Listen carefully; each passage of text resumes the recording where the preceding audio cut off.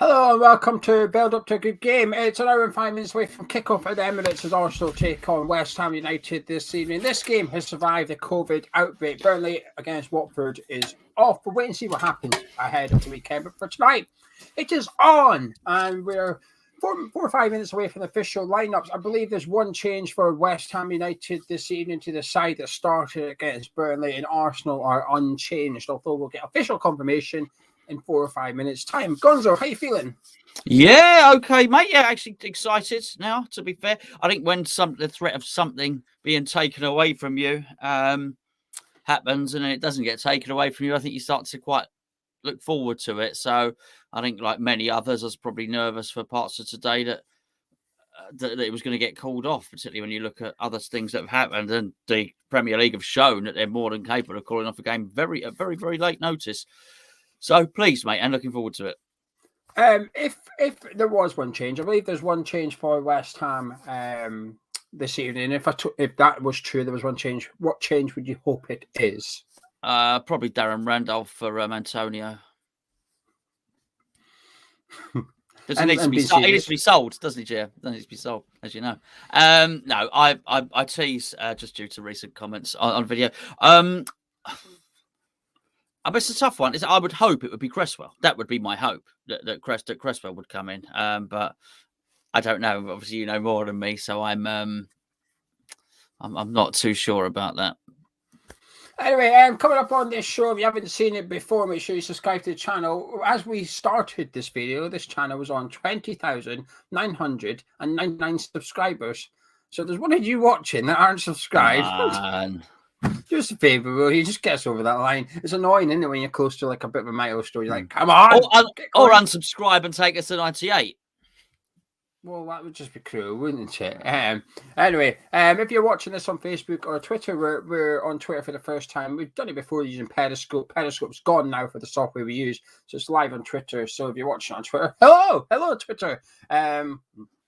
If you're new to the show, though, we'll take a look at the West Ham lineup in a few minutes, the Arsenal lineup, discuss both. We'll put a little bet together, had a look at some of the odds. Gonzo on Bet365 for the bet builder, some juicy ones there for shots on target in particular. And then we'll get very interactive. This is our most interactive show that we currently do. So get involved in the live chat and we'll see what you're seeing. So let us know what you're thinking of the West Ham team when it comes out and whatnot as well. Alex is going straight in with that prediction before he's even seen the team and said 2-0 West Ham. Absolutely. He doesn't know that one change is no goalkeeper.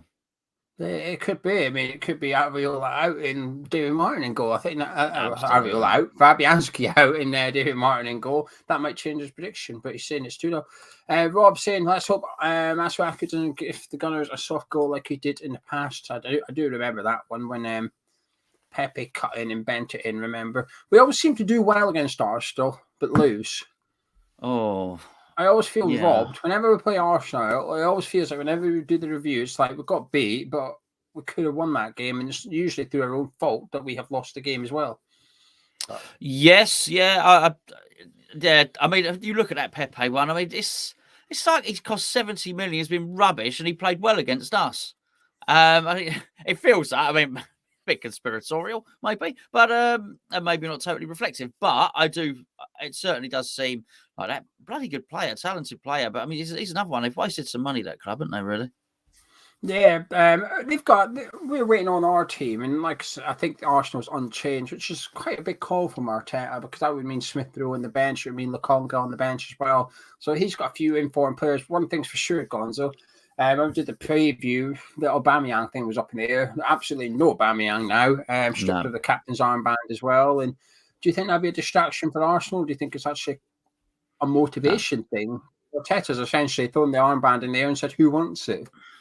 Oh, maybe. Yeah, I mean that's a good shout. It depends if people do want it or not. I'm not sure it's as attractive as everybody thinks it is. Some people might just want to crack on and get on with their game, but I don't feel it's going to be to their detriment. I think it'll be actually good for them. I don't. He's been trying to shake off that Billy Big Whatsits vibe that's been going on there for a while. Aubameyang's part of it. Ozil was there before. These are massively high owners, and these are young players. These players that come up from the academy, and they will see Arteta as the boss, mate. They won't care. They won't care. Aubameyang's had his bum smacked, and I don't think it'll impact the rest of the team badly at all. And while Aubameyang's had his bum smacked, so is a West Ham player. Would you like to know the team lineup, Gonzo? Is one change. Oh, punished. Someone's been punished. Possibly. Well, yeah, he's been dropped. In goal, as always, is Lucas Fabianski with the back four, Vladimir Soufal, Craig Dawson, Issa Diop, and Arthur Masuaku. No Aaron Creswell. Aaron Creswell had a late fitness test and has failed said late fitness test and is not in the squad this evening. So same back four as face Burnley. Midfield pairing of Declan Rice, Thomas Souček, as always, with Michail Antonio, the lone striker, with the attacking trio behind him this evening is Manuel Lanzini, Jared Bowen, and Pablo Fornals. Fornals is in place of Said Benrahma, who is on the bench. We'll get onto the bench in a second because it's an interesting. But we'll get onto the bench. Well, to be fair, we could get on the bench of Leicester if we want. If you want a game at Leicester, you could probably get on there. They've got no players. Dean Smith's claiming Norwich have got no players, so we might get a game for them as well. But there's an interesting inclusion on the West Ham bench. We'll get into that in a minute. Starting 11th, though. Fornals in, Benrahma out. What are you thinking? Sort of not wholly surprising, really, for two reasons. Number one, David Moyes had spoken about Benrahma and said about putting him in the team because they want some magic. He's also spoken about Fornals not being as creative as he would like. So you put those two together, Fornals' creative output, he's basically saying, I know what I'm getting from Fornals, but I want a bit more. And also when he spoke about, I think he uses the word magic, when he spoke about Benrahma, he's talking about magic, he's saying that creative spark. He's telling you on certain terms, one of them's got it, the other one hasn't. So I'm putting him in the team for the creative spark. Well, if you say you're putting someone in the team because they've got creative spark, you better hope they create something. And when it doesn't, there's going to be a problem. And then you marry that up with what you said, which is you were at the Burnley game and there was a warm-up. And in the warm-up, you got to the stands early and he hadn't done quite so well, Benrahma. And Moyes, to use your words, was stood there with his arms crossed, not very happy at how Benrahma was warming up in terms of trying to curl the ball into the top corner. He kept on missing, apparently, so Gio said. So you put all those things together, I'm not surprised. It wasn't a good performance either, and he probably just knows he's going to get a bit more from Fornals in this. It's an Arsenal team that have a lot of attacking impetus. It's a defensive move, isn't it? As much as anything. Yeah, I think it's a defensive move, but I get it. I agree with it to some extent as well. Tomiyasu, I don't know how you pronounce his name. Apologies, Arsenal fan, but you Japanese right back, Tomiyasu. He's looked really good going forward, and if you sort of leave it be, he will punish you. And I think the funny thing is Benrahma's been punished off the back of that. And I think if you ain't getting something from your wingers attacking going forward, then you bloody make sure you're providing something defensively. And I think Moyes probably feels like he's not getting either at the moment from Benrahma. He's doing okay defensively, but I think he gets more from Fornals defensively. I think he trusts Pablo Fornals a little bit more. He's going to have to sit in and help. Well, someone's going to have to sit in and help Declan Rice and Thomas Souček tonight because they've obviously got Odegaard floating in there with Partey and Xhaka. You know, it's a tough Arsenal midfield in that team tonight. It might be Fornals in the 10. Fornals might go out on the left as we suspect, and Lanzini would be the one that drops in. But regardless, whoever it is, they're going to have to help out Souček and Rice a lot. Otherwise, we will get overrun in midfield. I think the back four picks itself, really. There's not really much options. Otherwise, Fornals is there to help out Masuaku, isn't he? Well, massively. He needs help, because he wouldn't trust Benrahma and Masuaku down that side as strong as Arsenal are. I guess that's as much of it as anything. The thing for Masuaku, I thought he had a good game.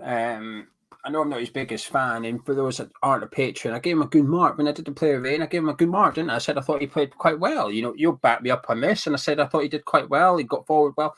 The problem is Burnley was easy for Masuaku because Goodmanson was on the right, and Goodmanson doesn't go down the side. Goodmanson doesn't try and take the left back on. He's left-footed. He tries to cut in. He tries to turn and cross it in from deep and stuff. It was easy for Masuaku to defend against. Up against Saka tonight, he may be up against Martinelli at times, up against Saka this evening. And despite being left-footed, Saka will go down the line. Saka will try and take him on. He's in good form at the moment, Saka. I think Masuaku's got a very difficult customer in front of him this evening. I think he's going to struggle. I do think Masuaku's going to struggle. That is our glaring weak point as well. If you were an Arsenal coaching team, you'd be saying just get everything down the right-hand side, go after their left-back. He's not good enough defensively. Test him. No point going up against Soufal. We know Soufal is very strong in the tackle, very good positionally. Go down the other side and have a pop at them. So Masuaku needs to be on his A game tonight, essentially. Otherwise, he's going to be in for a struggle. I'll quickly rattle through the West Ham bench and we'll take a look at the Arsenal starting 11. We've got Areola, Elise, Ashby, Kral, Noble, Vlasic, Yarmolenko, Benrahma, and for the first time, Oko Flex, Gonzo. Oko Flex is on the bench. We suspected this might be the case. He was excluded from the under-23s on Monday. There he is. He's on the bench. Big opportunity for the youngster. Yeah, and a good reward for a good season. I mean, you have to. It's another one from Moyes, isn't it? He is showing that if you do perform at the under-23 level, then you will, you at least be taken away with the squad. Now, the real question is if for whatever reason he decides he is going to take Antonio off. If Antonio doesn't come off, we won't see Oko Flex. I'm pretty sure of that. But if he does, what's he going to do? And particularly if he doesn't want to move Bowen around, he's got a choice there. He's either going to play Yarmolenko or Oko Flex up in an attacking position. It'd be really interesting. I think you'll probably tell you everything you need to know about Yarmolenko if that happens. Don't think we'll see him, as I'm sure you don't. But good for him to be on the bench. I think it tells you. This was our worry after the last Europa League game against Zagreb, which we felt Sonny Perkins didn't really perform well, and it looks like Oko Flex is maybe overtaking him in the pecking order a little bit. It's a bit harsh on Perkins, but that's the cutthroat nature we're in at the minute. And like we said, he is only 17. It's not an issue. It's not even a problem. He was given a chance.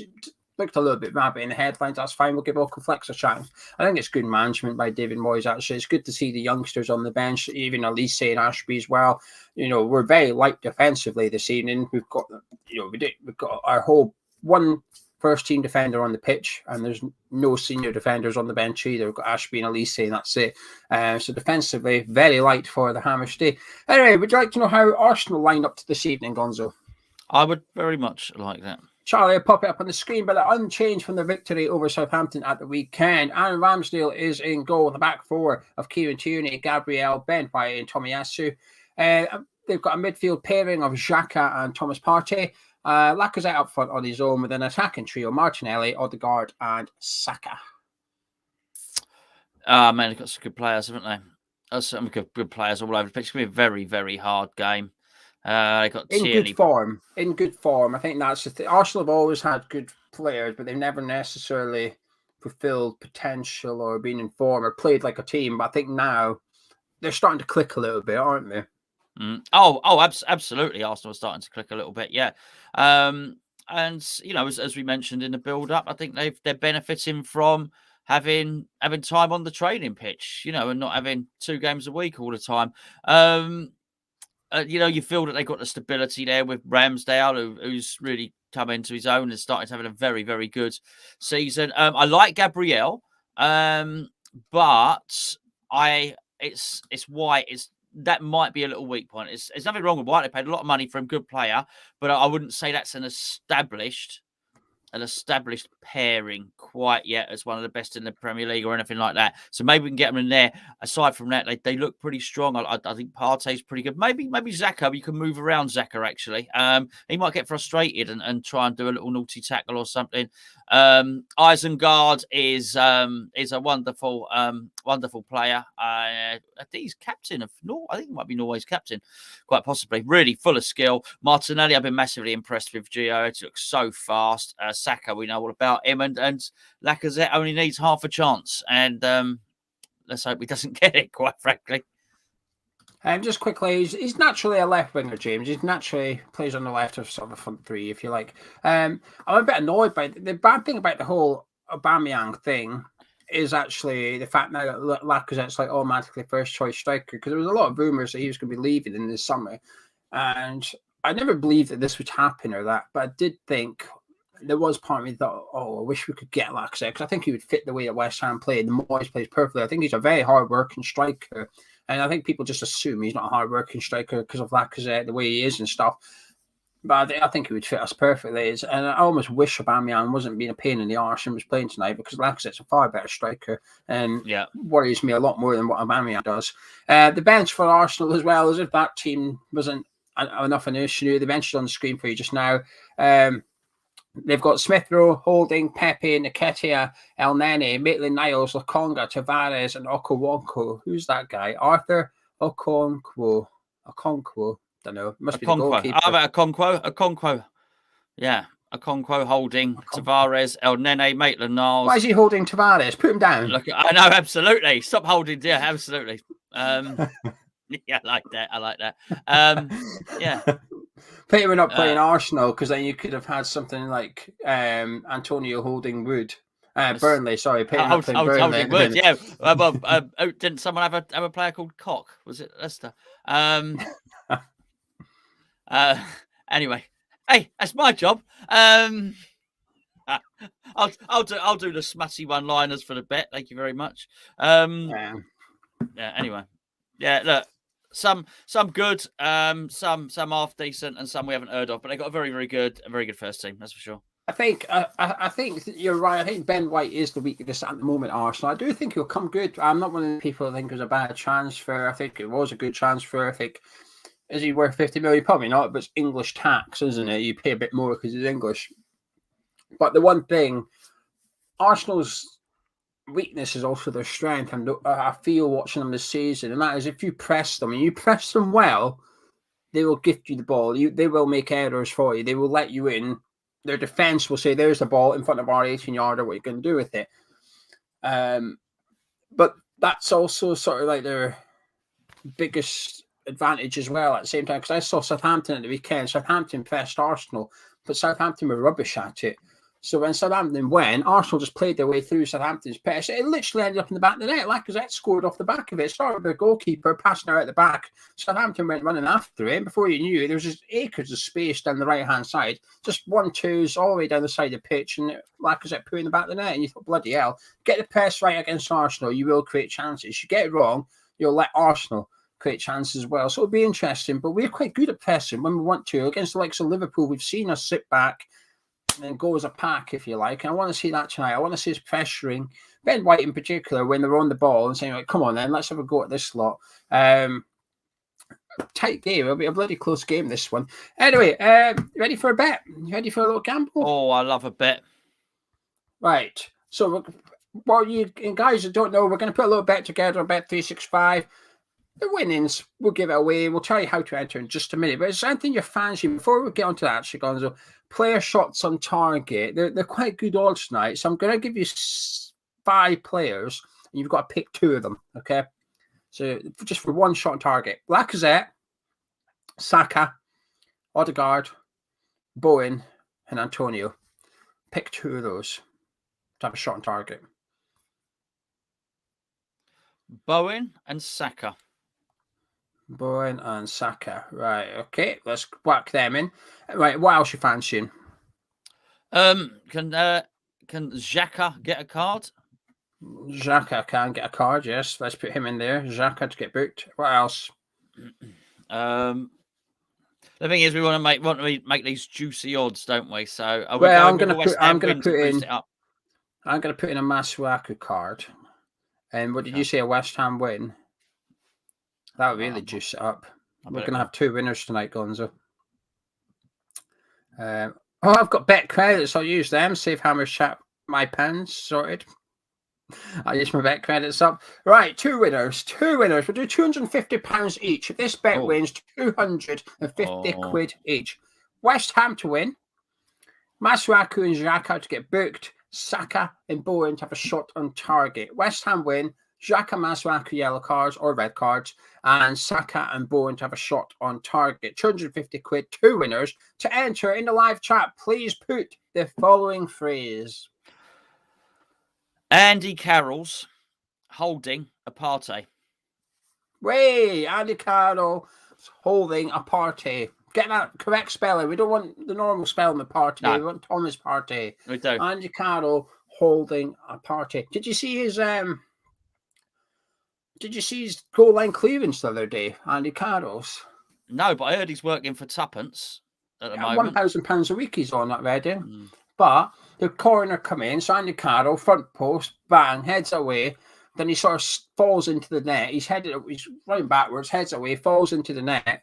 Someone takes a shot. Carroll jumps and diving heads it off the line. He jumped out the net and diving headed it away. It was unbelievable. It was worth more than a grand a week, that one. So there you go. There's your face. Get it in as well. To be oh no, where's it gone? Yeah, there you go. To be fair, he's right. To be fair, some of us are deluded, aren't we? I once thought that Carlin Grant would be a good Premier League striker. That was deluded. Yeah, I know. But we probably don't go on other opposition fans' channels and write in the chat and call other fan bases deluded. So we might be deluded, but we're pleasant. Elbow, there's a lot of myself and a few of my friends are on this bet. Declan managed to have a shot on target outside the boxes 9-2, but we've doubled it with Thomas Partey at 16-1. So that's our little outside. He likes a shot, doesn't he? Which one? Partey. Well, so does Declan at the minute. Declan's taking a shot from outside the area as well. How you feeling, Gonzo? You've seen both teams. How you feeling? I think it's going to be really tough. I think it'll be really, really tough for us. They're a really good team. So I think this actually probably comes down to attitude, actually. How up for it are we? If we're at our bully boy counter-attacking best and Antonio's back to his best, we got a chance. We got a chance of winning. But even Moyes said it. I was really surprised he actually said it, but we all know it to be true, but normally doesn't. He basically says if Antonio plays well, we play well. And it's a frustrating thing to hear. Because he basically said, look, he'll come back to it. So basically he's saying when Antonio plays well, we play well. We're not so good when he doesn't play well, but we've got to wait for him to get a bit better. And it's just a frustrating, it was a frustrating few sentences that came out of his mouth. But he's right. He's absolutely right. What you want is a contingency. So that doesn't happen so much. But we've had this even since Haller was here and Antonio was out and Haller was in and it wasn't the same. But if we're full of energy, if we go at them, Antonio is on form, and people like Fornals are at their best as well. West Ham at our best. If we play to our best, we beat Arsenal today, but we've not been at our best.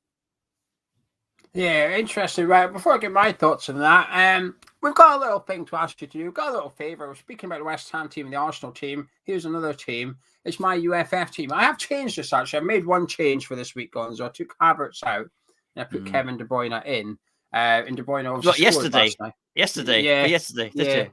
So De Bruyne scored. So my points tally is looking okay. So I'm hoping, and also because of the way COVID's going at the minute, obviously Burnley and Watford are off. So I'm actually hoping there's a couple of games gets cancelled, but not Chelsea, Liverpool. They go ahead.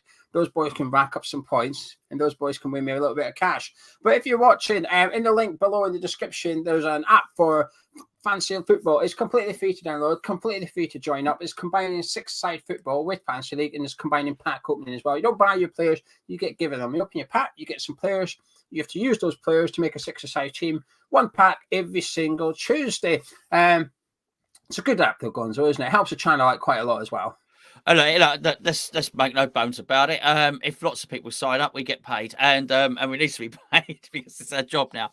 But it is a good app, and not only it's a good app, they're actually paying out cash prizes, and not just you don't have to have competed from the start of the season. This is key. You open your team, you play the 6-a-side game, and it refreshes every single week. There's some big prizes, thousands of pound prizes and whatnot, but there's small prizes. £5 here, 30 quid there. We've actually had people on Hammers Chat have won lots and lots of prizes. So give it a go, but please use the link in the description below because I know you've come from us. I've got a quick query. This might be you. And for those who don't know, in the software, there's like a little backstage area where we can store pictures and stuff. So we've got like the border, we've got the end slate, we've got the forum border, we've got Charlie's watch along thing, right? We've got this. Yeah, that was from when I was on the Patreon podcast with Charlie. Why were you talking about unicorn meat? I've designed a jumper, a Christmas jumper. Because I've been invited to 2 or 3 things and they insist that you have to wear a Christmas jumper. I don't like Christmas jumpers. I certainly don't like being forced to wear one. So I designed my own Christmas jumper with other festive things aside from Christmas trees and things like that. The reason I got that is I was actually looking for, it's going to sound like, maybe sound really nasty, but I was looking for reindeer meat. And it's basically, I've designed a jumper which says have an adequate Christmas. It's sort of a parody sort of jumper, really. And while I was there, I didn't realise you could get corned unicorn. It was unicorn. I was saying to the lads it should have been called unicorns because it was like corned beef, but it was unicorn. It was a long day. We have fun on that podcast. It's a Patreon. Look, if you're not part of Patreon, look what you're missing. You won't understand the unicorns joke. All the patrons are saying, "Ha ha ha, we understand." Anyway, right. Let us know in the live chat what you're thinking. It could be about the West Ham team, the Arsenal team, unicorn meat, whatever. Get your thoughts in the live chat. Let's get interactive. I'm not looking forward to this one, Gonzo, to be honest with you. I don't know why. I've just got a bad feeling. I think we're playing Arsenal at a bad time, really. They're clicking. We've looked a little bit miserable recently. I say the word stale. Some people say it's a bit harsh and stuff. I stand by. I do think our attacks looked a little bit stale recently. ARSWHU is an out-and-out left-back. Worries me, concerns me a little bit. Right, I think Saka's a damn good player, and I think he's got the potential to turn ARSWHU inside out. I also think, more importantly, perhaps Arsenal's got a better bench than us this evening. You know, they do. The facts. Look at them. Look at the players they've got on the bench, like Smith Rowe and that on there. We've got Flex, at least saying Ashby, and with the greatest of respect to them. The youngsters, that's what they are at the minute. The youngsters. We've also got Yarmolenko. There's not much on there that's inspiring. We've got Saeed Benrahma, and that's about it on the bench. If we need something tonight, we've got Benrahma.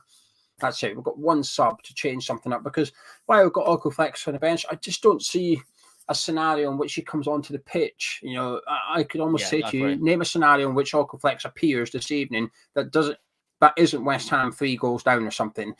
It's 1-1, we need a goal. He'll turn to Benrahma, Yarmolenko, probably even Mark Noble before he turns to Flex. I don't see a situation where Flex appears tonight. But it's good. They might have lost 3 of the past 5, but they've also won their last 4 at home.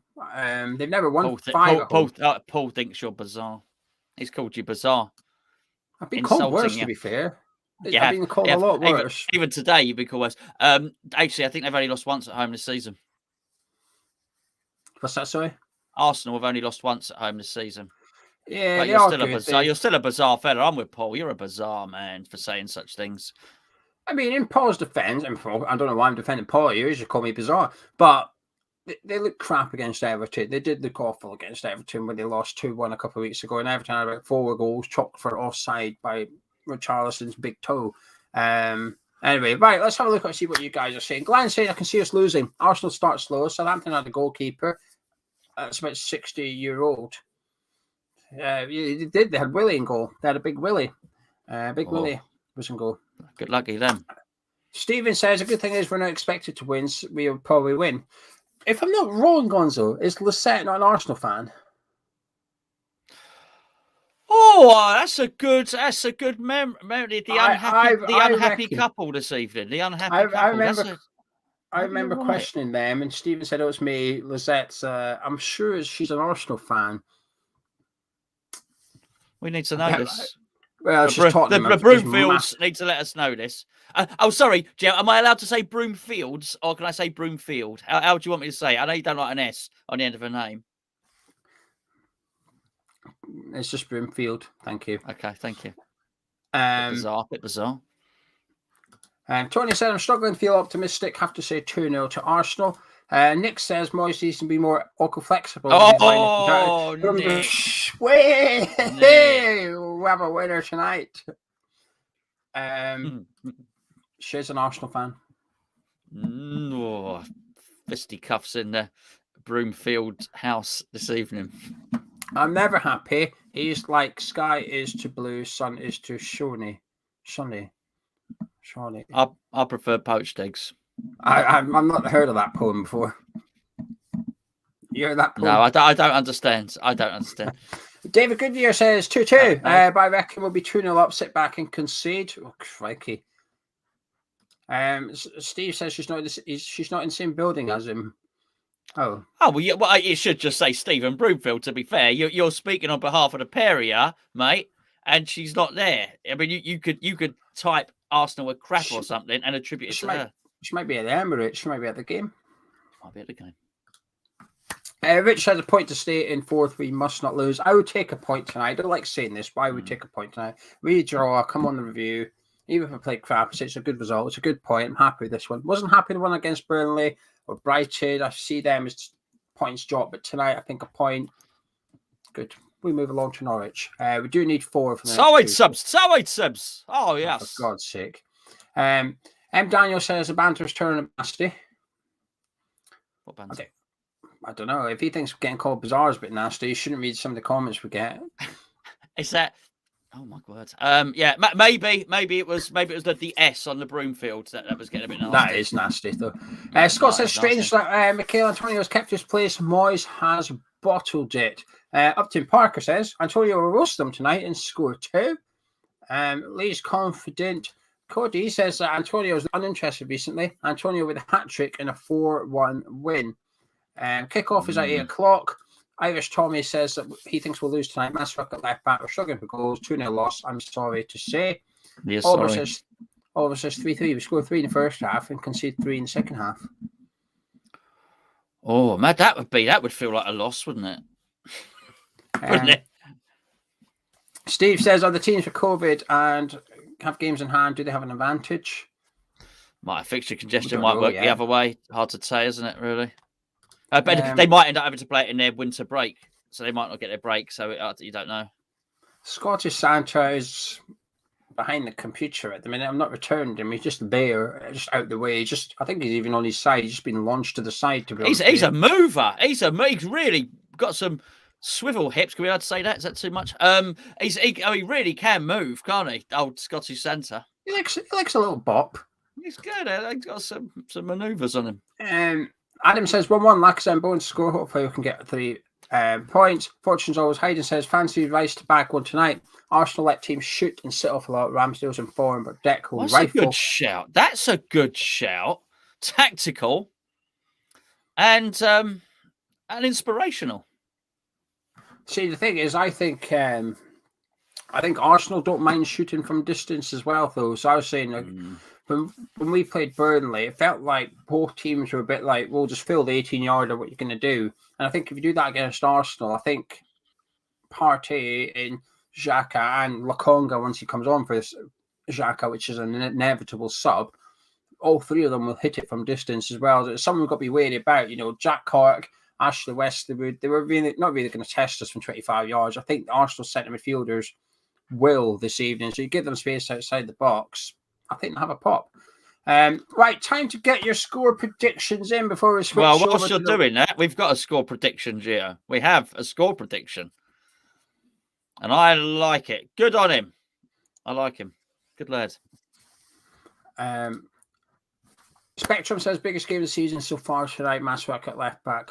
Where is it? And Lanzini loves a London derby. That's pronounced derby. I've changed the way I say derby recently. I used to say derby. I didn't notice. Yeah, I just resigned. Some arguments aren't worth having, is it? Some arguments you just think it's just not worth it. I've just changed it to derby and just stuck with it. I didn't notice. Seamless. If I go back over to Scotland and someone speaks about Rangers playing Celtic, I'll be like, oh yeah, the Old Firm derby. Yeah, that one. But anyway, I've changed it to derby just to appease the audience. Right, ready for some score predictions? I love score predictions. 3-1, 1-1, 3-1, 2-0 Arsenal. Oh, flipping Tommy's tricked me. He's already done that one. Double trouble, Tommy. 2-2, 2-1 West Ham. Graham says we can beat them. 3-1 West Ham. 1-1 Rice Screamer. 3-1 West Ham. Major says the game's going to be abandoned after 63 minutes because someone's coughed. 4-0 West Ham, 2-0 West Ham, 2-2, 3-1 West Ham. 2-0 Arsenal. It will either be 2-0 or 3. Oh, you're only allowed 1. No. You're only allowed 1. You don't get to cover yourself on this channel. No, sorry. 2-2, 5-1 West Ham, 2-1 Arsenal, 3-2 unsure who 2. 7-0, 2-1, 21 Hammers. I know 2-1 West Ham. 2-1 West Ham, 3-1 West Ham, 3-1 Arsenal, 3-1 West Ham, 4-2 Arsenal, 3-1 West Ham, 3-2 West Ham, 3-2 West Ham, 1-0, 17-0 to West Ham, 3-2, 5-all, 2-1. And there's quite a few more, but that'll do me for now. Let me just check what Charlie's saying. Oh, yeah, Charlie says 2 minutes and I'm ready. We said that a minute ago, so be ready in a minute. Gonzo. I've got something to say. Very average at best. Average at best. We do have opportunities tonight with set pieces. When we get a set piece, rub your hands, Irish Tommy. There's a goal coming. Absolutely. Mr. Camera save goalkeeper will give us plenty of corners as well, so we're all right for that. Bruce Grobbelaar saves. Anyway, so I had a dream last night, and I dreamt that I woke up late for the review for this Arsenal game. And it was one of those dreams that's so realistic that when you actually wake up, you think it's real. So my first thing this morning was, I'm late. Got a match review. I've fallen asleep. Right? That's how realistic the dream was. But in the dream, I noticed it, and I rushed down here, and I put it on, and you were already live. You said, here he is. He's late again. I can't believe that you're late for a 4-0 West Ham win. I mean, you're going to have to put a pound on that now, aren't you? I don't know. Please don't. Maybe I should have said it. Everyone's betting. It doesn't mean anything. I don't believe all that crap. Are we allowed to say that? Is that offensive? So yeah, it was funny. It was just a funny old dream. But I did. I obviously it happened to me when I woke up. Oh no, review. What we talking about review? 7 o'clock in the morning. That's a bizarre dream you had there. Oh, could you not say that? That's a bit. The video's all going well, and you have to get nasty. We've got a legend in the chat though. Thierry Henry's in the chat. Hey, he would know. To be fair, Thierry Henry was in the chat for the previous game before Burnley as well. He's all right. He said the set pieces, you play the ball near Gabriel or ARSWHU will deal with it. Go for Ben White. He's dodgy. Happy days. Hold on. No, the game is not on Prime. It's on BT. While you're here, make sure you subscribe to the channel, drop a like on it as well. So, Gonzo, what's your real score prediction? We've had your dreamy version. What's the non-bizarre? Well, I think we're going to lose 2-0 like Tommy as well, but I prefer to go with a dream, to be perfectly honest with you. The thing is, I just don't think we're playing well. Had it been earlier on in the season, because I actually think Arsenal are tailor-made for West Ham in the way that they play. I really do. I don't think it's a Burnley type thing. I think if Moyes had to create a team that would perfectly complement his styles, make fights, all the rest of it, they would probably play in the way that Arsenal play. Unfortunately, they probably wouldn't have quite as good of players as Arsenal. So they sort of play in the Arsenal way, but with Burnley players. Maybe something like that, you know, just not. It's just got so much quality in there that it's going to be really hard. But we can beat them, and if we get an early lead, which we're more than capable of doing, and then we can get another one quite shortly after. Their heads will go down, and that's how we get to 4. Yeah, a good point from Irish Tommy. I forgot about this. I was remembering it all day. David Moyes is 600th Premier League game in charge, only the 4th manager to achieve such a landmark. The other 2, Gonzo, of course, is Alex Ferguson, Mr. Arsene, and who's the other one? Pub quiz. What? 4 managers. Fergie, who? Arsene. And David Moyes. And there's one more. Who's the other one? Done 600 games as a Premier League manager. Pub quizzes for you. And the live chat. The live chat can get involved as well. Because basically Charlie's not ready yet. So we're sort of having to just delay us departing. We should have left 3 minutes ago. Is it Harry Redknapp? Yeah, the live chat gave away. The live chat are correct. It is Harry Redknapp. Just quickly, a nice comment here from Fortune's Always Hiding. I actually rate the decision to play ARSWHU. Tommy ARSWHU doesn't push forward and they don't overload that left-hand side. Arsenal double up on Saka. I disagree. When I've seen Arsenal play, I think Tommy ARSWHU gets forward quite well, actually. I've been quite impressed by him. So we'll wait and see. Right, Gonzo, me and you can just... Oh, my score prediction. I said 1-1 in the preview, and I feel like I'm going to stick with that just because I'm stubborn. But I'm more... If you told me that someone had won the game tonight, I would have guessed it's Arsenal that's won it. I'm more confident that we're going to lose than we are going to win tonight's game. But that's what makes these wins, if we win it, more enjoyable. There's something about it when you win, when you're not expecting it. It's just better than when you are expecting it. Do you know what I mean? Well, I do. It's a bit of a bizarre concept, but I think. Well, you've been in that sort of mood all evening, haven't you? Really? It's that Santa, Derby, lots of bizarre stuff happening at the minute. But it's Christmas. You can just blame everything on Christmas, can't you? Ending in I December. wonder if Charlie's been indulging on a tin of unicorns. He's been indulging in baby bells, I'm sure. Anyway, myself and Gonzo are going to disappear if we don't go anywhere because it's time for the live watch along. Myself and Gonzo will be back at full time though. Catch you in a bit. Thank you, Geo. Thank you, Gonzo. And thank you very much, of course, to Stuart Morris Accountants. They are your accounting professionals based in Ilford. West Ham fan hooked us up. They make this watch along possible. They make this ridiculous show a possibility for you all. So thank you for that, I guess. If you need anything, you need your numbers, you need your numbers sorted, your money sorted, then check them out. Personal, business, whatever you need, they got you covered. So thank you very much to Stuart Morris Accountants, and thank you all to you for joining. Hello, everyone. How are you? I am almost ready. I am almost ready. I hope you're well. I hope you're good. Let's start off strongly. Charlie's holding a baby bell party, as always. You know, when am I not? When am I not? When am I not?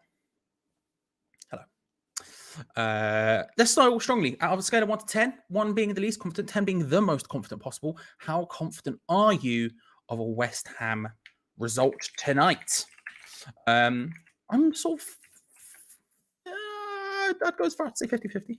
I'd go as far as to say 50-50. I don't know where that would land numbers-wise. Maybe a 6, to be honest with you, but I'm interested to see what you lot think because obviously I'm just one man who doesn't know a lot.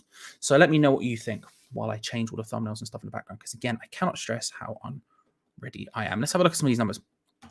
Evening, Bobby. Evening, Irish Tommy as well. Good to see you both. Hope you're well. All right, let's have a look at some of these numbers. Lewis is saying, good morning, Chaz. I think we're going to need more than 1 bell tonight. Potentially, Lewis. Thankfully, I think we've got multiple in. I don't know how many. I saw 2 previously. So we'll see. 867. I just realized you don't show your phone number. It's a great shout, Chuck. I will change that. That's an excellent shout. Let me write it down on my definitely now good method of pressing, typing on my computer, because I will see that. Sponsor. I wanted to rechange that one anyway recently because I'm a bit, you know. So we'll get into that. 5, 10. 4, 6.5, 6. 1 says Mr. Henri. Fair. Back the beef, Thierry. I respect it. 3, 6.66. 5. Scott. Hello. It is me. I have shaved. It was too long. It's gone. He's gone. I hope you're well. 1, 2, 3, 4, 5, 6, 7, 8, 9. 1, 2, 3, 4, 5, 6, 7, 8, 9. 1, 2, 3, 4, 5, 6, 7, 8, 9. Says Alberto. That's very confident. A lot of confidence from Alberto. 5. Where's the Bitcoin? It's gone. It's gone. 7. Looking sick. Thank you very much to the Broomfields. I disagree, but I appreciate it nevertheless. 4.5, 1,000.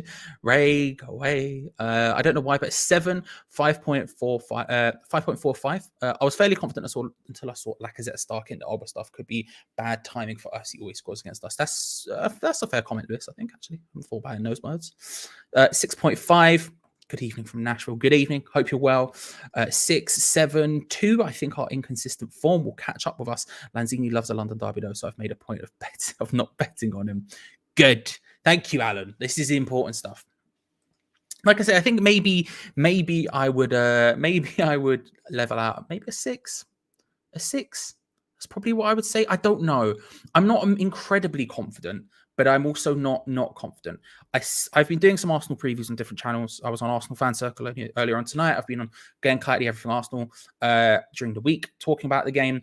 And I think there's the fact we're not scoring gives me a lot concerned. Like Antonio's not scored in 2 months. Our front line's not super informed. Hopefully, the kick up the backside of a 0-0 draw to Burnley hopefully is helping us out. But there's some significant concern within me. What's our win ratio when you're clean shaven? I don't know. But it's barely ever. So it's probably. I mean, this is as clean shaven as you're ever going to get from me. So the fact it's barely ever probably shows you can figure it out relatively easy. I can't be asked. But you know, let's go with really high. Let's back the beef. Why not? Why not? Why not? If you don't know the lineups, let's go through them. I don't know if this is going to work because, again, I haven't set it up. But let's press the button and see what happens. Is it going to look all right? Oh my God, it's worked. Okay, Fabianski is in goal. Kufal, Dawson, Diop, and ARSWHU in defense. A double pivot of Rice and Souček with Pablo Fornals, Manuel Lanzini, and Jared Bowen behind Michail Antonio. Some interesting decisions there. For example, we are seeing Ben Rama drop to the bench. We're seeing Lanzini keep his position. Fornals has come back in, which is something we predicted on the last watch along to add that defensive solidity to the wing positions for a game against Arsenal, a better team than Burnley. And you look at that bench: Areola, Elise, Ashby, Krul, Noble, Okaflex, Vlasic, Yarmolenko, Ben Rama. We have 3 youth players on it, including Okaflex getting involved. Okaflex getting involved, which is interesting. He didn't play in the whatchamacallit, in the under 23s. So here he is. Getting a chance on the bench, like Arsenal lineup as such. Ramsdale, Tomiyasu, White, Gabriel Tierney, Partey and Xhaka as a double pivot in midfield with Saka, Odegaard, Martinelli behind Lacazette. An unchanged lineup for Arsenal there.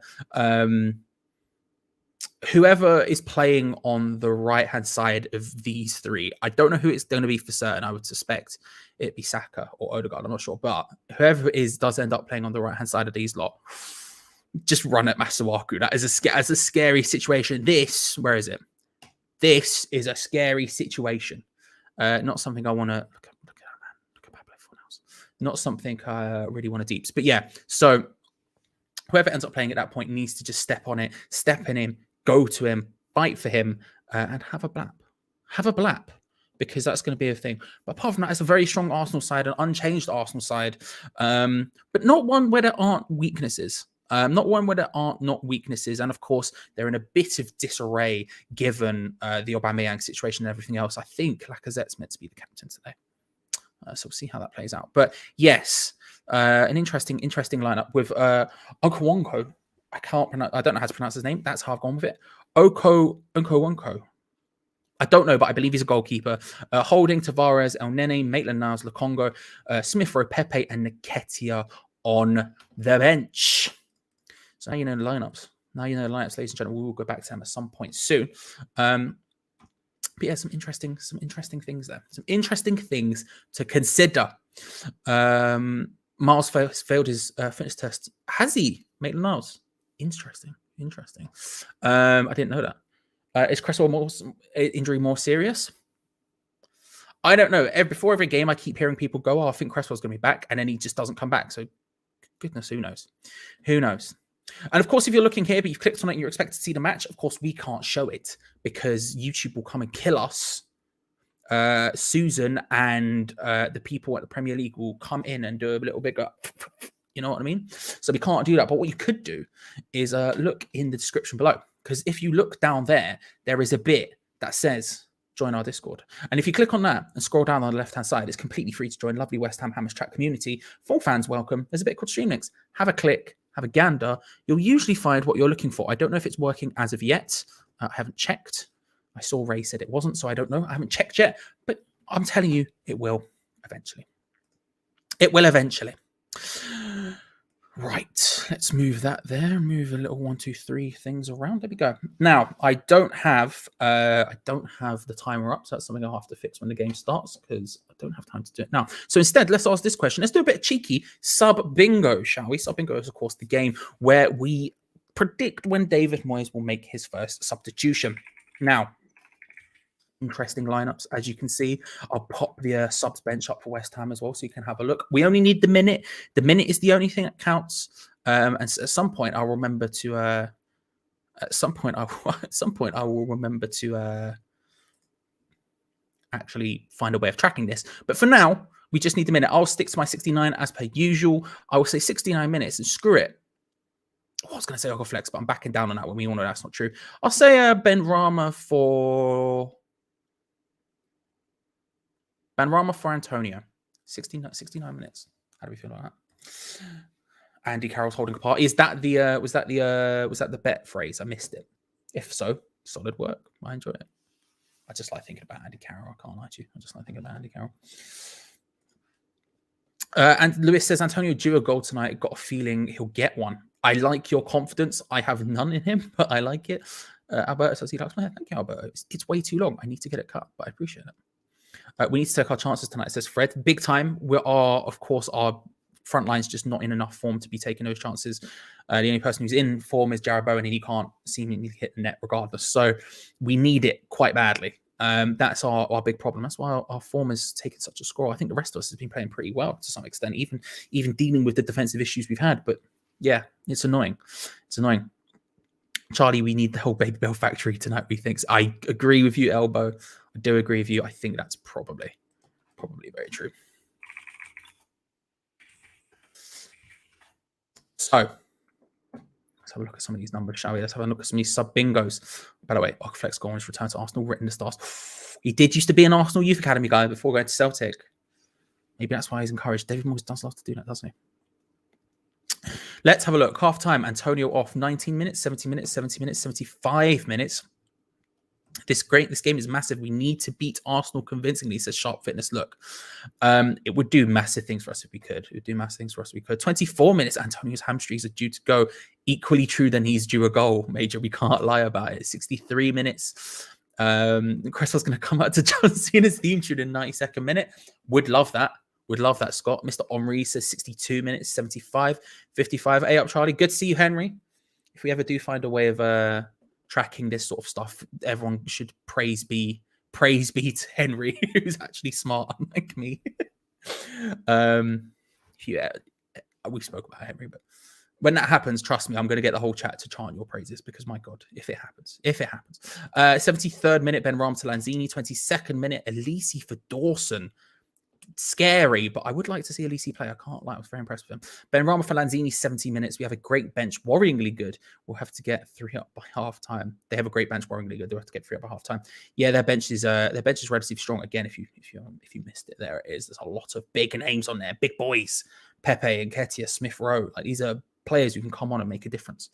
Hockerflex is 10 and 13. He's got to get 10 to 15 at least. I assume this is for the under 23s. I haven't really been keeping track of this process, but I know he's been doing well. 46 minutes for Antonio. Ocaflex to come on in the 80th minute. Interesting. Ocaflex for Lanzini, 73rd minute. A lot of people thinking Ocaflex is going to score today, which I love to see. I doubt it, or get on today. I doubt it, but I would love to see it. If it does happen, it'll be for like 3 minutes at the end. But I'd love the idea of seeing him earlier. Match of the year. Come on, Gunners, says Sean. Sean, that's a bold prediction for what might end up being a 0-0. 2 defensive managers, 2 Everton masters. Who knows? We'll see what happens. Why are West Ham's games always critical? Especially not to lose? Yeah, it's stress, Alan. It is very much stress. Mr. Omrido saying what I think most fans of most teams would say. We would say the same thing. But when a player hasn't scored in a while, Arsenal is the best team to play against. I wouldn't be too concerned. I wouldn't be too concerned about Antonio not scoring, but we'll see. Maybe we'll get lucky. 63rd, 78, 63rd, 68. Benny for Lanzini, Arsenal for Lysis. Forget my name. Welcome.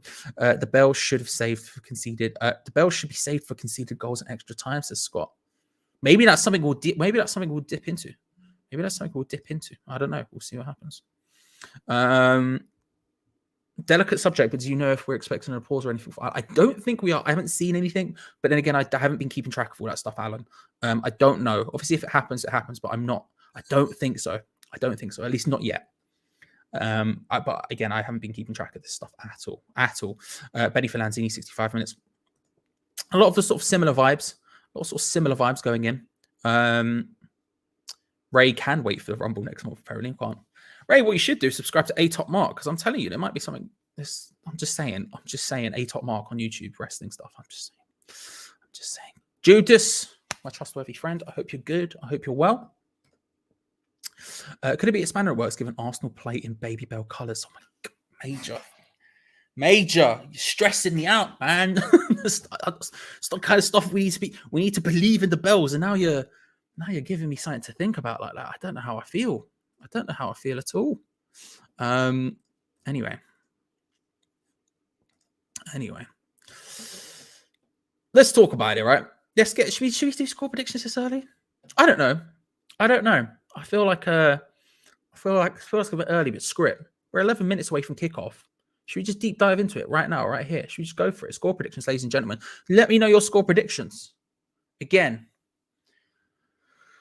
give us a fam, Charlie, or a blood. Listen, Stephen, I grew up in North London. These are the people who speak my language. These are the people who speak my language. So all you have to do is listen for a while, and I'll end up saying it naturally anyway.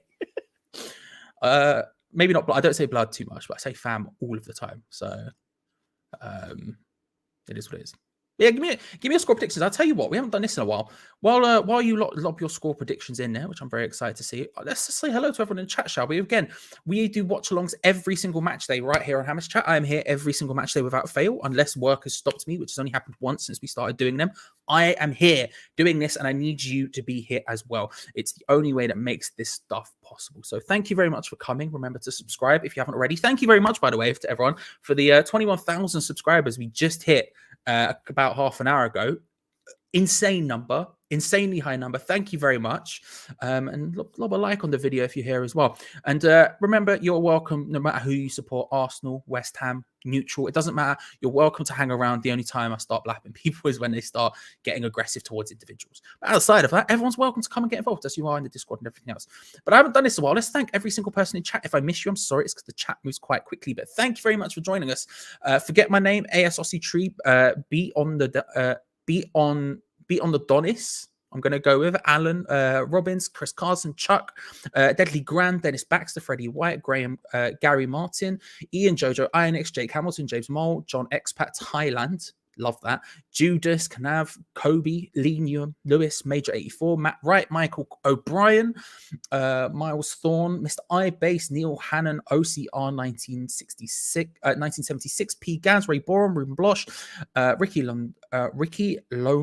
Lonidis is what I'm going to go with. I apologize, Ricky, for mispronouncing your name. MG Fortnite Sweat, love that. Rubber Fingers 1, Scott B, Sean Walsh, sorry, Stephen Jones, Steve 50, Steve Chaotix, Terry Butler, Thierry Henry, Trouty 77, Wayne Saggers, Willie Plays, Woody Allen. Hello. Arsenal Fan Circle's just rocked up. Ray, good to see you. Hope you're well. Again, if I missed your name, Finn Frey, I missed your name. Gary Martin, I might have missed your name. I apologize. It does move quite quickly. Nearly, buddy, says Ricky. Thank you. Thank you. I tried. I gave it my best. It was a failed attempt. Here we go. Thanks for the pre-game chat on my podcast. No worries, Ray. If you haven't already, subscribe to Arsenal Fan Circle. I was there earlier today. Good bunch of dudes ran by Ray. Does bits.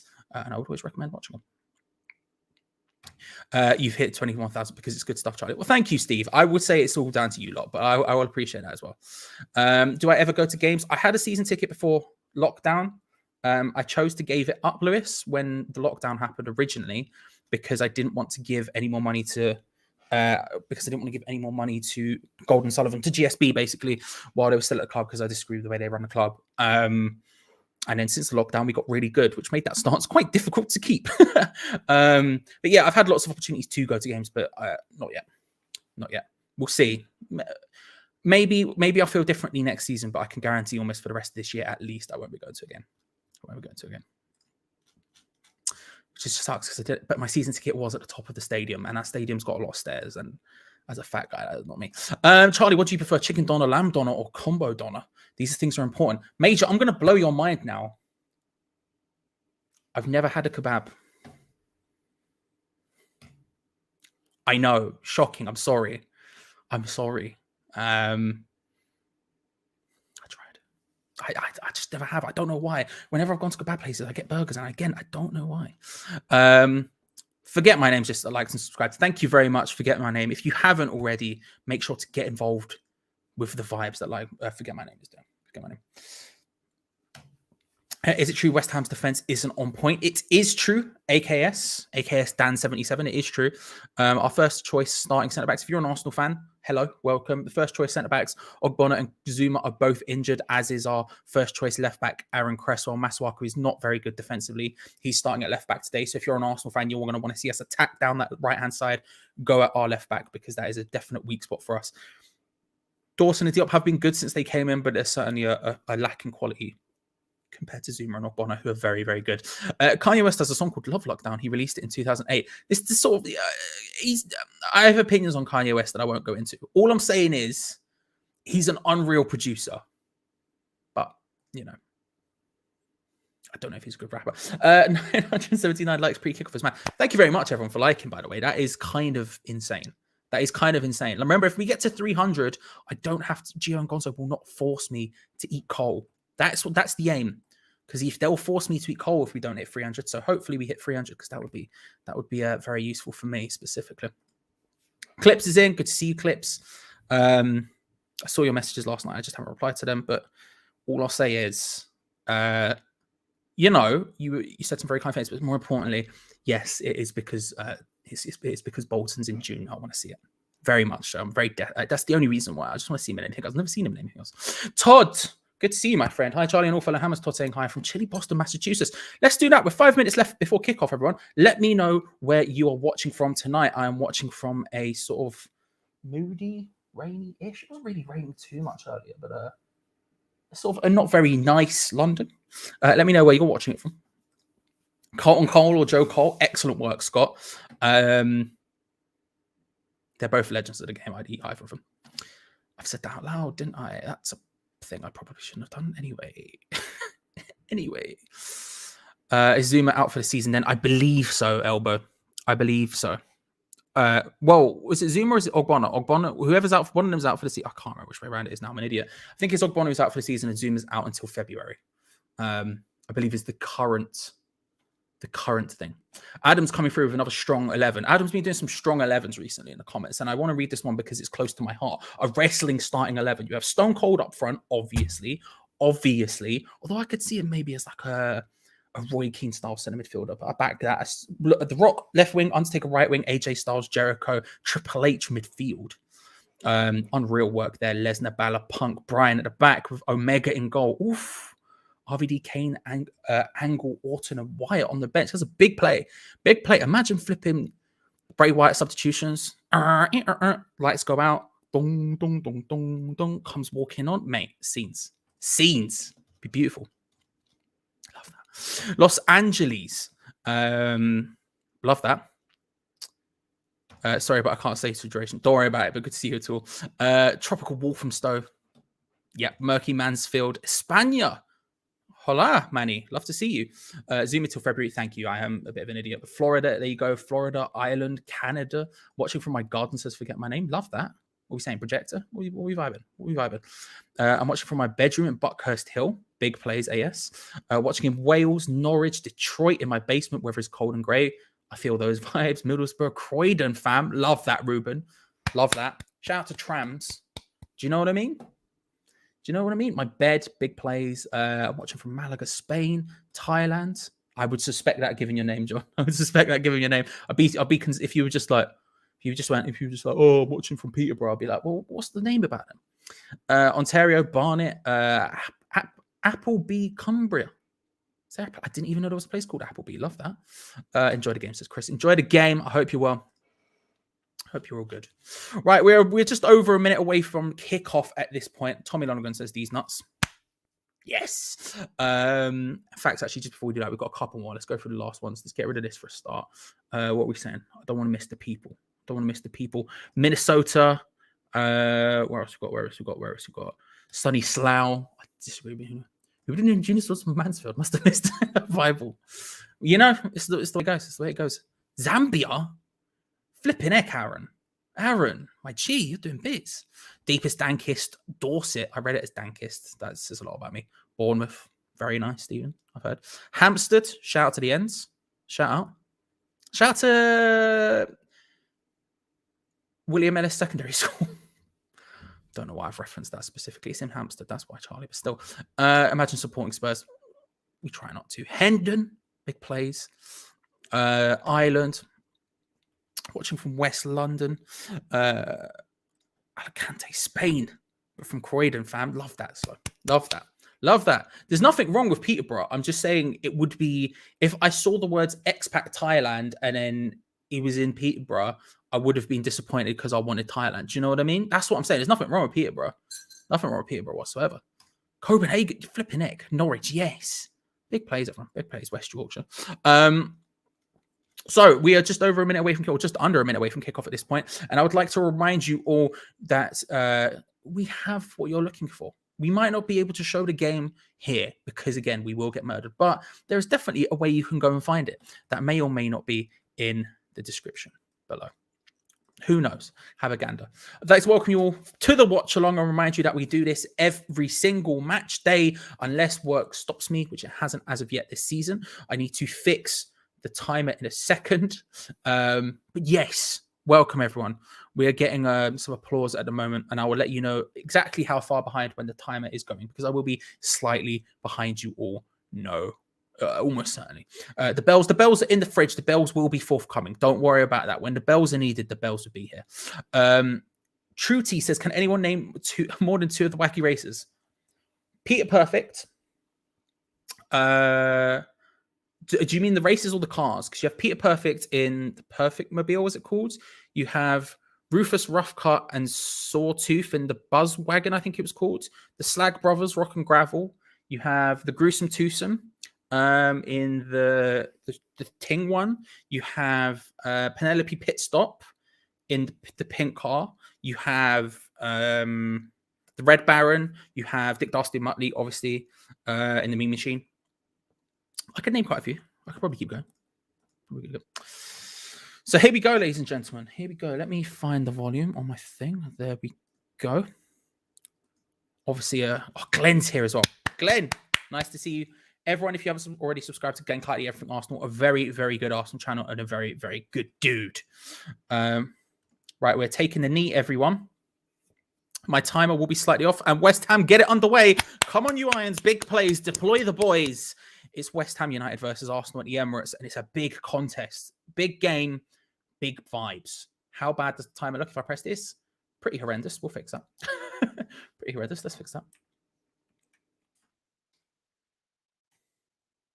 Obviously, we don't have a lot of good luck at the Emirates, but this is a slightly different West Ham side. This isn't your Common Garden West Ham side. So you'd want to give us a little bit more hope. Like I say, if our strikers aren't as in form as they seem to not be at the moment, then maybe or maybe not. We'll see. But I think there's at least some confidence going on. Some confidence going on in my heart. My heart. Let's then change this so this is actually correct. Give me a second.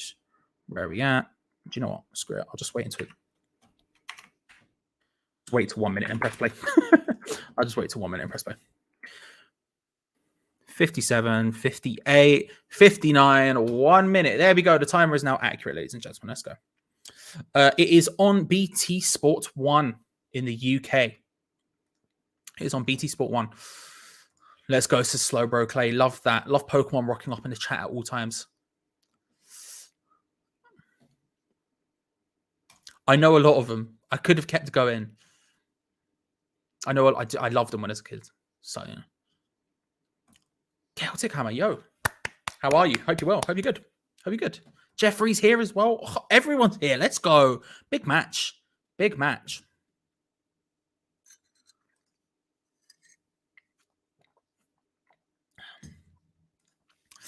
Wasn't West Ham the first team to win? All pressure from Arsenal early doors. Lacazette flying towards Fabianski, forced to clear it. Flipping it. That was close. Wasn't Hammer's first win to win the Arsenal New Ground? I believe we were. And the last one to leave it to win at Highbury. I believe. I'd have to double check that. Arsenal early doors getting pressure on Fabianski and winning a throw-in. Nothing came of it. And it's forced all the way back eventually by West Ham via a bit of possession back into the thing. But yeah. The Arkansas Chuggabug. Yeah, that's the one that Rufus Roughcut and Sawtooth driving, right? It's got like the wheels and the buzzsaw wheels and the log at the front. I think I might be wrong. So Saka is the one who's starting on the right. If you're looking at it, if you're looking for who's going to be up against Masuaku, as I am, on the right-hand side is Saka, which will be quite concerning. I can't lie. Good player. Tomiyasu, of course, gets forward pretty well as well. It's going to be a rough game. That's why Pablo Fornals has probably come in to just try and help that. Although at this point in the game, Pablo Fornals is starting in a sort of cam position with Lanzini being out on the left. I suspect there'll be some movement in that area, though, to be fair. I really liked Earthworm Jim. Earthworm Jim banged as well. The games. What an idea for a game. Let's put a worm in like a spacesuit and he can like whip his head and stuff. Banger. Banger. Banger. Offlex Elise Ashby bench, interesting. Yeah, it's good to see him on the bench. Obviously, it's because you don't have many more options, but it's good to see them at least getting the opportunity, and hopefully one of them will get some game time today. So far, opening couple of minutes here, it's been all Arsenal, most of the possession, forcing West Ham back. We're sitting very deep, unsurprisingly. But we'll see how it plays out. We've started slow of late, West Ham. We've started slow in the last couple of games. And it's not been easy for us to come back a lot of the time. But we have done it. We have sort of started whirring the gears through after about the first 10 minutes. But most of the time, you can see we have started pretty flipping slowly. And this game is going much the same. Lanzini is still the one who's staying out on the left as it stands. Dropping deep, getting involved in play like you would expect him to. While you have Souček and Declan Rice as well in the sort of midfield pivot. Lanzini likes to drop deep and get involved and build up play from deeper, which could be useful today. Given Arsenal are a strong side.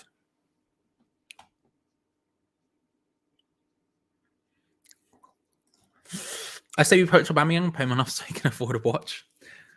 I mean, look, Aubameyang's one of those things. It's a difficult situation for Arsenal, obviously, because let's be real, Aubameyang is a world-class player on his day. We can't sit here and act like he isn't. When Aubameyang is in form, he is one of the best strikers in the world.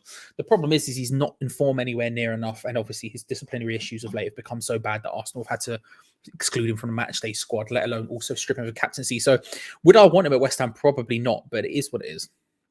It is what it is. Guitar tutorials. Hang on, guitar tutorials. Just in case you didn't hear. No.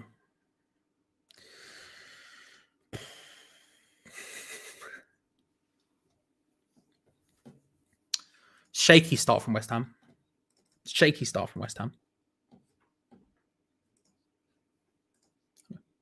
Oh, yeah. Front. Wait. Hang on. Wait. Let me just click this. Right. Lob just the one. Lob just the one for now. Thank you.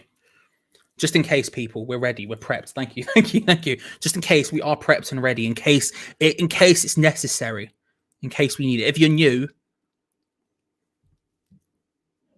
then you'll get to know. But yeah, just in case. The Anthill Mob. See, I could name more. Professor Pat Pending. I could name more. The Anthill Mob, bang, mate. When they lift up the car and they run. Sick.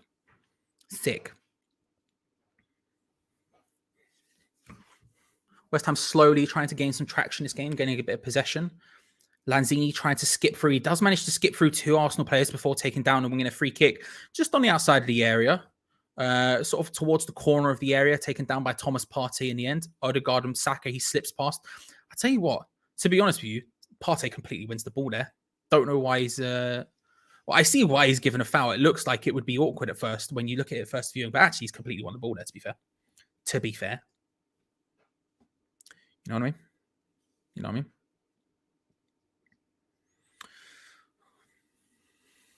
Pablo Fornals is standing over it alongside ARSWHU. It looks like ARSWHU is going to be the one to take it.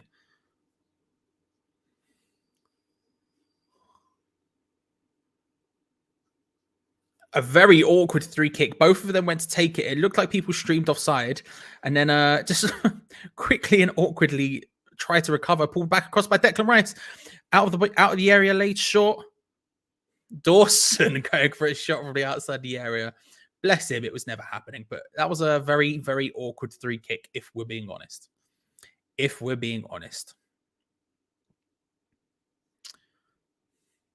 a really nice build-up after the initial horrendous free kick. Really nice build-up, quick passing from Fornals, finding Declan Rice, who drives the ball across the box into a dangerous area.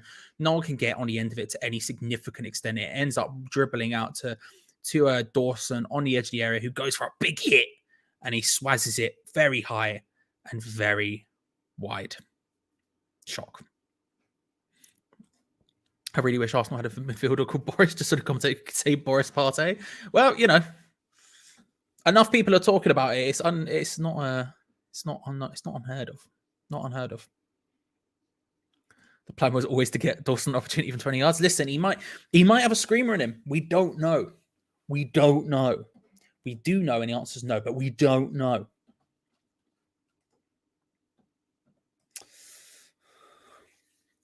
Lacazette now going down. A little bit further away, but under the challenge of Declan Rice. Free kick. And the two men just having a frank discussion. It's nice control by Lacazette, but he was always sort of a little bit underneath it. He couldn't quite get up, and he goes down. It is definitely a free kick. Well done by Lacazette there, to be fair.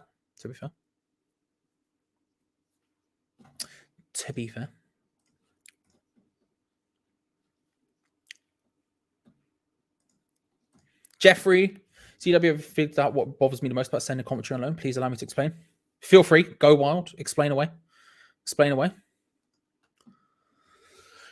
9 minutes in, free kick to Arsenal. It's far away. It would take something very, very good to hit this, but it is definitely within shooting range for someone like Xhaka, who is actually standing over it. He's got a big foot as that boy Xhaka. He's got large toes, and he can utilize them. He is known for hitting them. It's a good opportunity, but he's going to have to beat Fabianski, who's obviously a good goalkeeper. Not the goalkeeper Arsenal fans remember him as. He's a lot better than that. But it's a good opportunity. West Ham and Arsenal both with Wolves. Xhaka hits it straight into the head of, I think it was Issa Diop. And it's gone out for an Arsenal throw. Straight to his head. Would not want that to hit your head. If there's one person on that pitch who you don't want to hit with all of the venom they can, the ball to hit you in the face, it would be Xhaka. That man's got power. He's got a foot like a traction engine. Oh, nice little flick by Lacazette. Free kick on the edge of the area, right by the line. Now, Arsenal are all screaming at the referee. Declan Rice is having a massive argument with Lacazette. The referee has been completely surrounded. The yellow card is out for Sofal. Maybe boos come down from the Arsenal fans who wanted a red. Whoever it was went down quite spectacularly. It was a really nice back heel by Lacazette, who's having a really good game through the legs of Dawson, who's all out of position. Tierney, he goes through. Sufal puts his arm across in order to stop him. Tierney goes down holding his face as if he's been shot. It's a bit of a chicken maneuver from a Scottish man. I can't lie to you. But, you know, it is. He does catch him. It's not like it isn't there. And you can't really complain about it being a yellow card. He's like this when his arm hits him like here. It's like wrestling, bro. They allow it. But at the same time, you know, Tony made the priest give that reaction. Made a little bit. He needs something.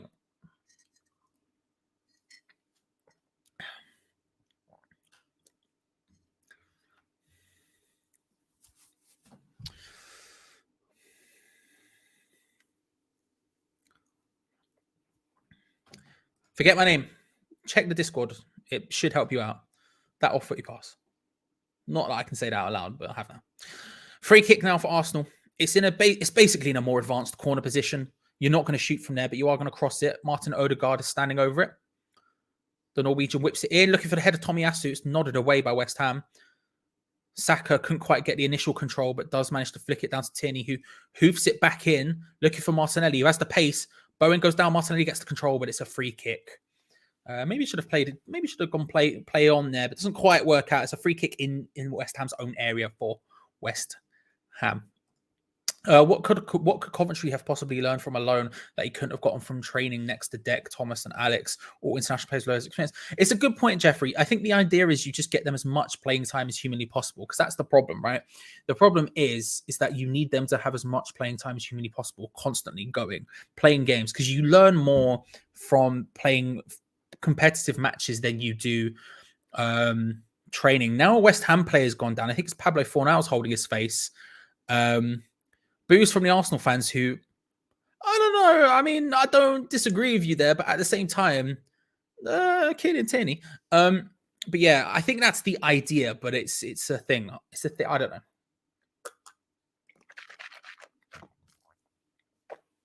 I would have liked him to stay because I thought we would have got game time, but I don't know. Tomiyasu whips it in, looking for the back post. Bowen gets the control. Bowen incredibly deep so far today. West Ham incredibly deep so far today in general. Certainly all Arsenal in that sense. The idea is to get their wages paid by someone else. There is also that, I guess, but Coventry wouldn't have been on that high wages, I don't think. Even for someone of his position, I think he probably would have been on quite low wages.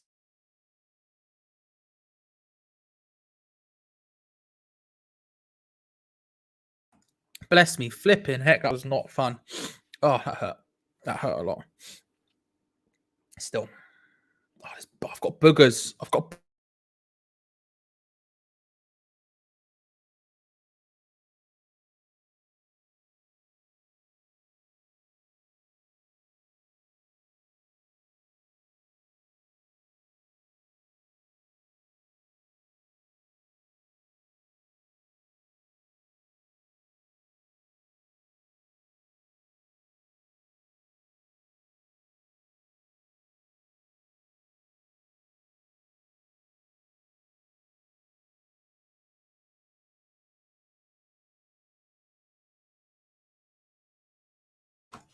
There we go.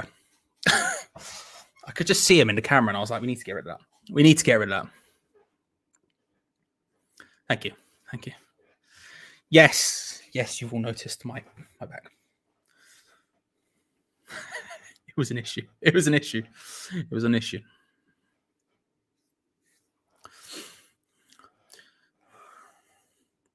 It's a difficult game for West Ham so far. About as I expected. About what I expected.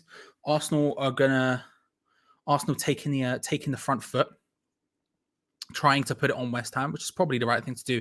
Again, we do start slowly, so you want to be snapping up to them quickly. You want to be getting involved, getting in problems quickly. And that is what that's what Arsenal are doing here, whereas West Ham are just trying to survive.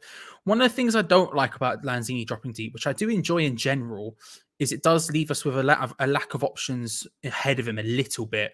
And it does leave us sometimes a little bit exposed when we're trying to play through the lines. And when you've got wingers in Bowen and Fornals and that who are going to drop as deep as humanly possible to try and help out the defense. Free kick somehow against West Ham there, not sure, but we move on. When you do have wingers that drop back as deep as ours do, it becomes a slight issue when you're trying to play out if there is just yet more people back. It means that Antonio tends to get isolated and we can't really get out of the area. That's one of the things I don't like about Lanzini dropping deep, but I like him dropping deep in general because I just think sometimes you need a bit of extra panache in the build-up play. I don't know whether we need that today, but we'll see how it plays out. Right now, though, we're playing very, very deep. Antonio is very isolated. Fornals is the one who's furthest forward. Lanzini, weirdly, has started on the left, maybe to try and stop that. I would have suspected it would have been Fornals, but it has been Lanzini most of the time. And that, to some extent, is maybe lessening that. I don't know, but we are very, very deep. Those three behind the striker aren't three behind the striker at all. The formation at this point is very much more a 4-4-1-0-0-1 kind of thing, if you see what I'm saying. Declan Rice with a big search and diag out to the right-hand side looking for Soufal. Finds him. And these are the opportunities where we have the ball like this right now. We're just calmly passing it around where we need to make something of it. We need to make something of it. We need Souček to get in and around the area. He's obviously not being able to get forward as much because of the formation, but we need him to get in and around the area. So when we do end up playing those crosses in, we have someone who's dangerous in the air, like Souček. Manu has to go deeper because no one else can pass it accurately forward. I don't necessarily disagree with you, but it's frustrating. Roy, Discord link in the description below. Tomiyasu is a 7 out of 10 every game. What a player! He's been very good since he joined. Terry, he's been very good since he came on. Will that continue? We'll see. But he has been very good since he came on. I've been very impressed by Tomiyasu. I've been more impressed by him offensively as well because I know he's played centre back in the past as well. So I didn't expect him to be so good going forward, and yet he is.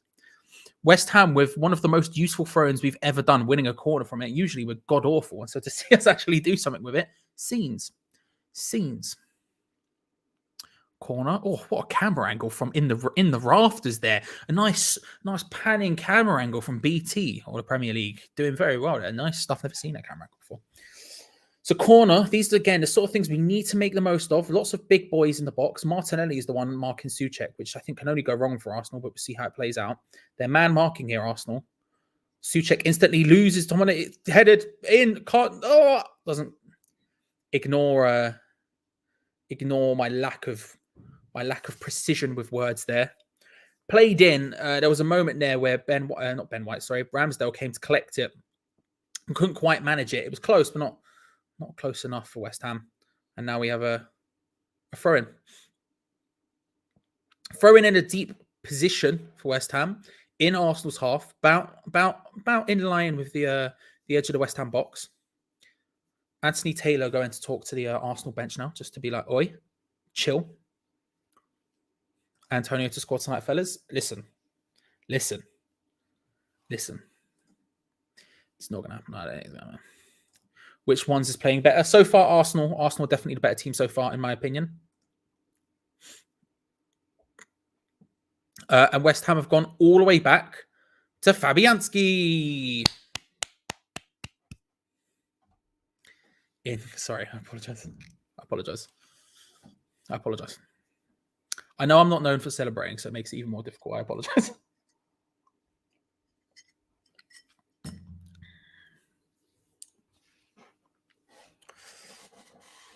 West Ham passing it between our centre-backs and Fabianski in a very, very awkward, not with any clue what to do fashion.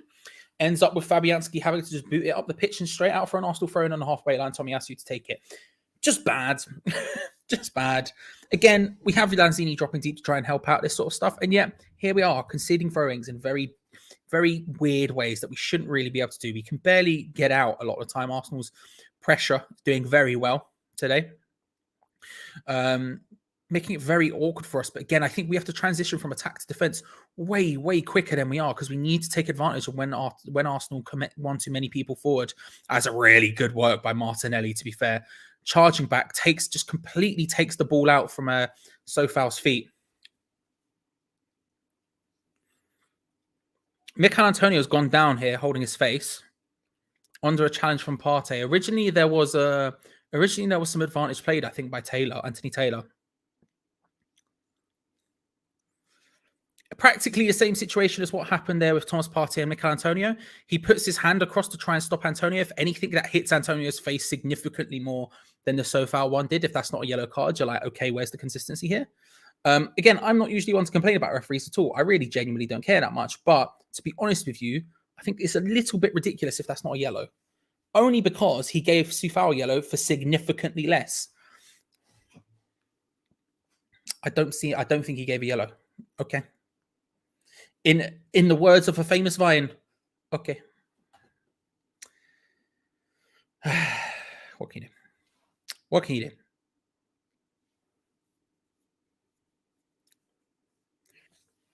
Makes no sense. The Sofal one, he puts his hand across to try and stop Tierney coming across, but he doesn't even touch his face.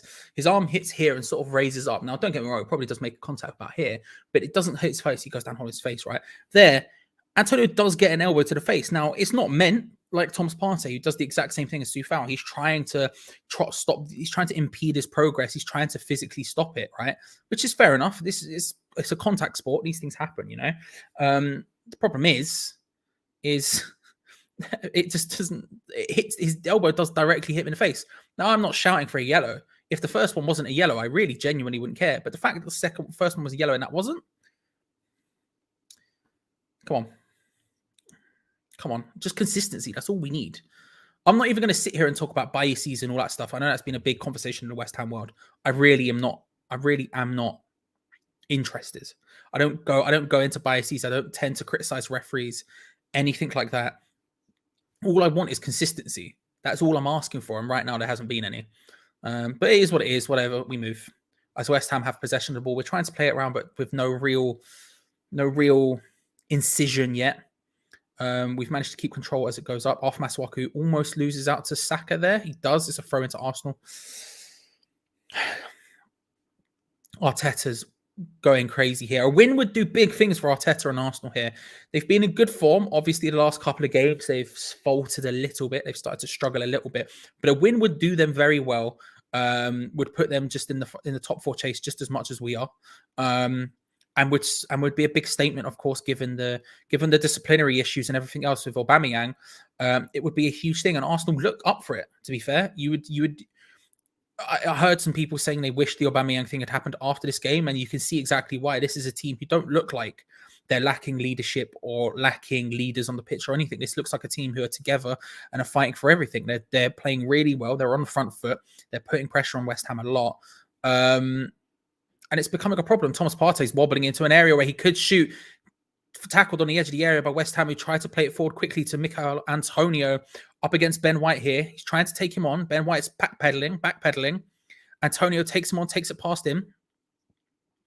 Goes down well. It's a good tackle by Ben White in the end, who recovered. Antonio refuses to let go of the ball. He did really well in the build-up. To just he had Ben White just absolutely backpedaling, and there were options for Antonio there, and he just couldn't look up and find him at all. He should have. A better player would have. He doesn't do it, and then Arsenal dispossess him really well from Ben White and get up the other end of the pitch instantaneously. Saka on the edge of the box on the right, whips it in. He's looking for Lacazette at the far post. Tries to nod it down for a follow-up from anyone from Arsenal, but it's cleared away by Thomas Souček only as far as Tierney. This is all Arsenal right now.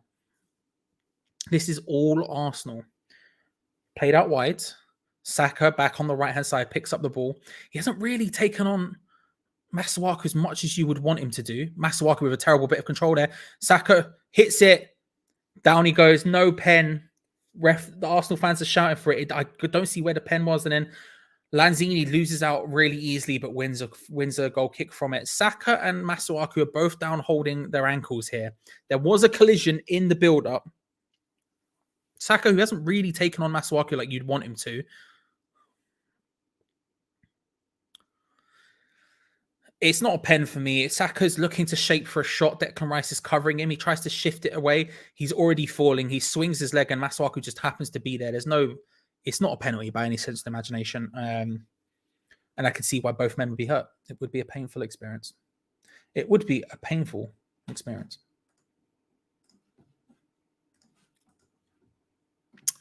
They're trying to steal a win. Oh, it is what it is. It is what it is.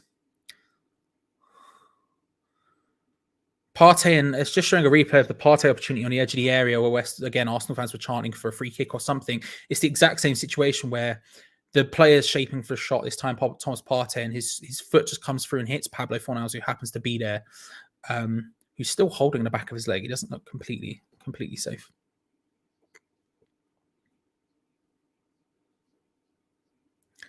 Games like this, I miss Julian Dix. Yeah, just someone to come in and get Noble on. Just come in and 2-foot some people. Just come in and 2-foot some people, Wouldn't Hello, Madman. Hope you're well. Hope you're good. Hope you're all right. Hope all's going well. I didn't miss Scott for once. I saw Scott. Thank you very much. Sorry at the beginning.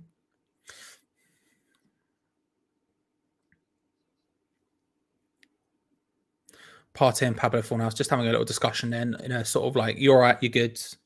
Sort of a coming together, peacemaking. No anger there.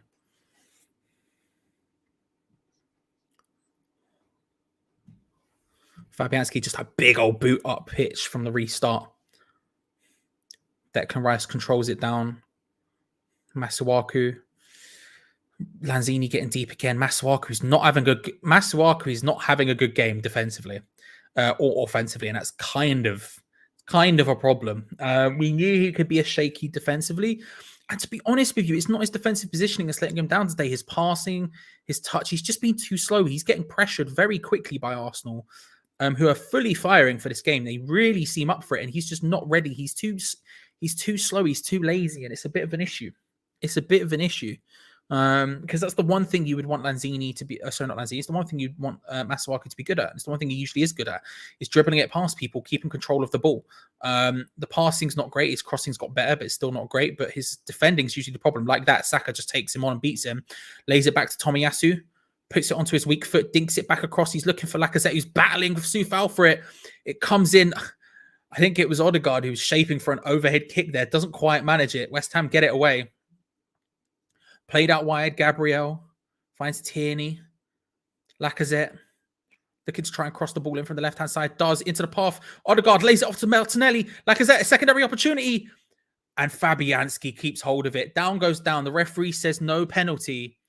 Dawson's down. Lacazette's down. I think VAR will check it, but it all happened so quickly, I didn't see it. Lacazette plays it in. Disgracefully open, Odegaard takes a touch. Martinelli tries to shape a shot, and then who is it who comes? Lacazette Lacazette, no pen on Lacazette one. I'd have to see the follow-up. Both Dawson and Lacazette go for it. Both of them miss it, collide. Another one of those problems where the legs come together. And VAR checks it, no pen, which I agree with. Odegaard's so open there. The ball came in from Lacazette originally, and Odegaard, just with his first touch, it's a beautiful touch into the path of Martinelli. But you're just looking at it, and it's disgracefully open. West Ham are usually so good defensively, and the fact that you can get a player of Odegaard's talent just completely open in the middle of the area like that is a really big problem. A really big problem. Arsenal are so far completely and utterly in control of this game. There is no two ways about it. They are the better side. They are stepping to us. They are making it a problem. And it's a case of survival at this point to some extent for West Ham. Annoyingly, it is a case of survival.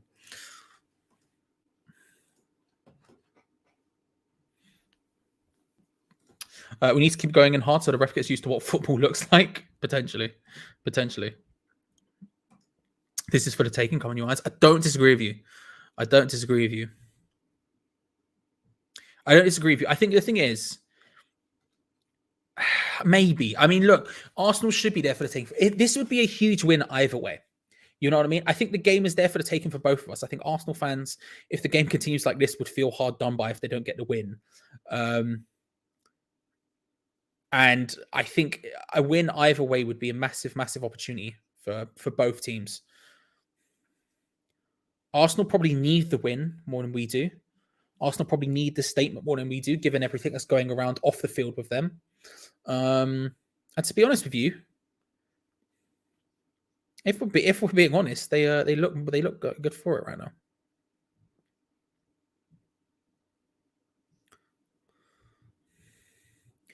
Lanzini picks up control in the center of the park and he looks to try and find Fornals, who dummies it, thinking Antonio's there, who just, unsurprisingly for Mikel Antonio, was out wide. So was not there at all. Saka now trying to take on ARSWHU. Again, he just backs out. He does well with the build-ups, Saka. He does well with the 1-2s. He likes to pass it when he's confronted with someone like ARSWHU, and then get into a good position to recollect the 1-2. But to be honest with you, if I'm him, take on ARSWHU. You can beat him. ARSWHU is not a good defender. He's not a confident defender. Take him on. And he finds good space consistently, Saka, when he does go for the 1-2s. Don't get me wrong, but go for him, you know? Don't be scared of him. I think we need to hibernate as many points as we can before January. Yeah, I don't disagree with you. I don't disagree. Listen, at this point, let me put it this way. If you ask me now, do you take a draw in this game? Yes, I do. I do take a point. I do, but we'll see how it goes. We'll see how it plays out. But I'm not happy with this West Ham performance at all so far. We have been second best constantly. To an Arsenal team who are just, look, don't get me wrong, Arsenal had an incredible period of form like we did, but right now they're in about as good form as us, maybe a little bit better than us, but they're not as flowy as they once were. And if we're letting a game like this pass us by, what is a winnable fixture? It's the most difficult fixture we've got in the next 5 games. Don't get me wrong, but what is a winnable fixture? I think we need to. I think we may need to readjust our. We may need to somewhat readjust our expectations for the rest of the season. Let's say, I no longer think maybe top 6 would be potential. We'll see. I don't know. But this is one of those games where we need to get points on the board. Teams around us, you need to get points on the board. A draw, I'll accept, especially at this point. But I can't act like you wouldn't be somewhat disappointed and you want to win. I don't know. We don't have the opportunity, Chris. They press us really well. They create opportunities really well, and we end up just booting it to be defensive. It's very frustrating. Souček out on the right-hand side looking for a cross. Goes down. It's a free kick. It's a free kick against Lacazette. I don't know about that one. I can't lie to you. Thomas Souček, he's going forward. It's 100% a dive from Thomas Souček, by the way. Like, I love Thomas Souček, but my God.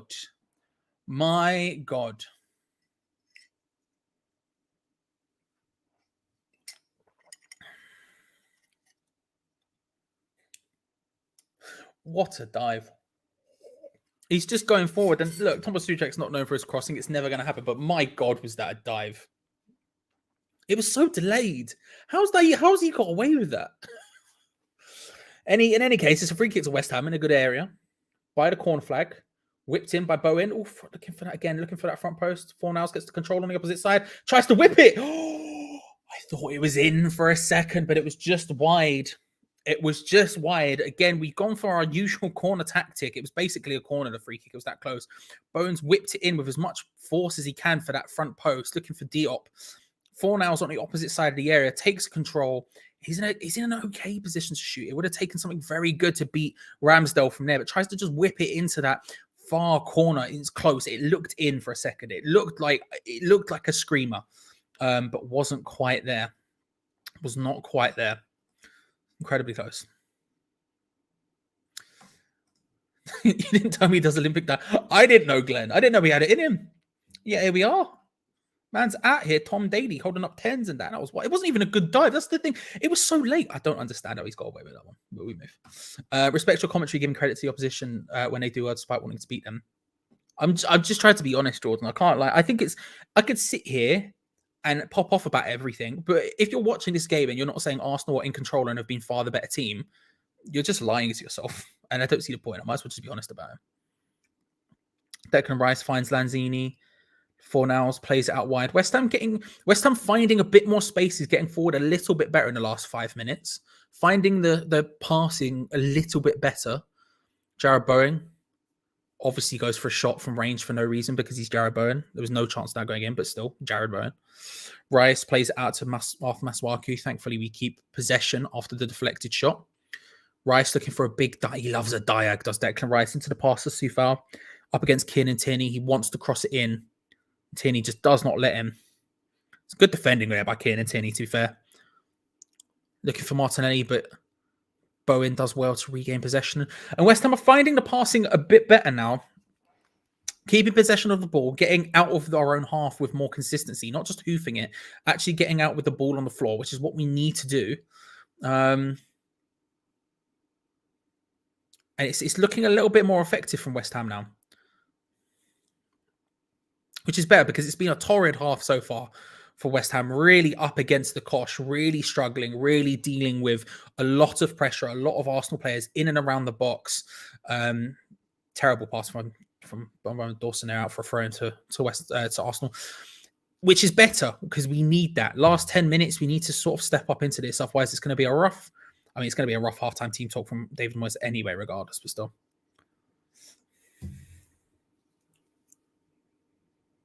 We are ready.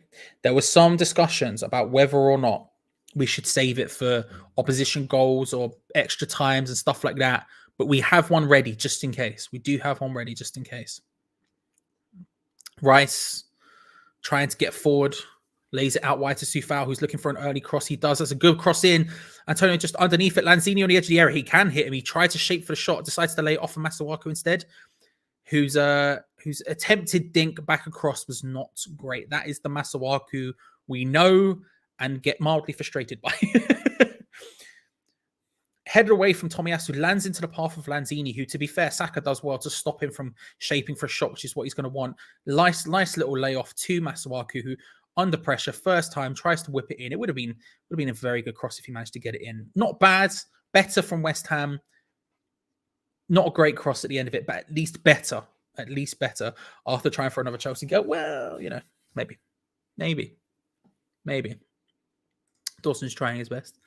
He's trying his best. He's not a great passer to the ball, bless him. He's doing all right defensively, to be fair, but he's not great. He's not great.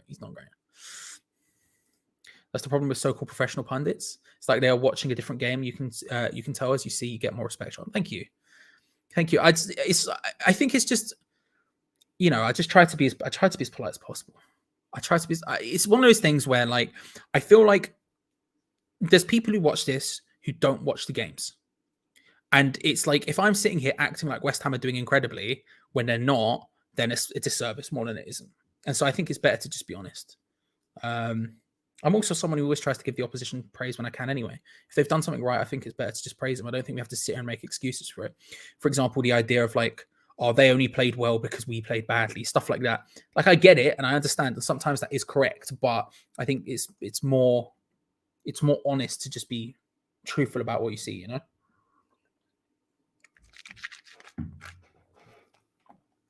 So I appreciate that. That's a very kind thing to say. Thank you, Leon. After shaving Alex up, if face Ole Gunnar Solskjaer. I'll take that. I'll take that all day. I'll take that all day. I'll take that all day. You know what I mean? Goal scorer. I was watching the 99 Champions League final the other day for some reason, and I'm just him rocking up and doing bit. I'm just, what boy? You know what I mean? Didn't work. It's not going to work. It's, you know, whatever with Man United. But he's a good lad. He's a good lad. Masuaku, awkward pass. Declan Rice can't stop it, and Arsenal win back possession of the ball. Lacazette does well there. He's made a nuisance of himself today, Lacazette. He's been good. Finds Saka out on the right-hand side, trying to find something. 1-2 with Odegaard. He's into a really good possession. Lays it to Martinelli. Good block by Craig Dawson. And then hit from range. Sieni. Oh my God. Fabianski palms it onto the bar, flipping it. It's not over yet from Arsenal. Souček tries to header it away. Odegaard looking for control. Digs it onwards towards Lacazette. Arsenal have control, but West Ham are swarming. And they've won a corner. They've won a corner. Flipping heck. That is an excellent save from Fabianski in the end. Really nice play from Arsenal. Again, Saka with the 1-2 with Odegaard looking incredibly dangerous. He then lays it short to Martinelli, who just tries to shape it. Great block from Dawson. And then, my God, that hit from Tierney deflects a little bit off... I'm not even sure who it was. And then Fabianski tips it onto the bar. Brilliant save. Brilliant save. Flappy Hansky indeed. Corner comes in, headed away by West Ham. Lanzini on a second win. Arsenal regained possession of it before, still in West Ham's half. I tell you what, to be fair to Saka, as much as he does well to skip past Lanzini there, and in what can only be described as one of the more embarrassing moments of Saka's career, he's been dispossessed by Arthur Masuaku.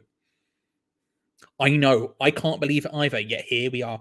The thing is, I would say about Saka, as much as I think as an Arsenal perspective, you want to see him running at Masuaku because it's just not going to happen, despite what's just seen. Arthur Masuaku with another tackle. Jesus Christ, he's snapping up to the last. Someone replaced Arthur Masuaku in the last 2 minutes. He's made 2 good tackles in a row. The 1-2s that Saka's playing with Odegaard, they've got a really good understanding with each other and they're finding really good spaces. And then the pullback from Saka, great awareness to find Martinelli, just doesn't quite work out for him. But yeah, Masuaku did a tackle. Someone replaced him. What's going on here? What's going on? I'm confused. What's going on?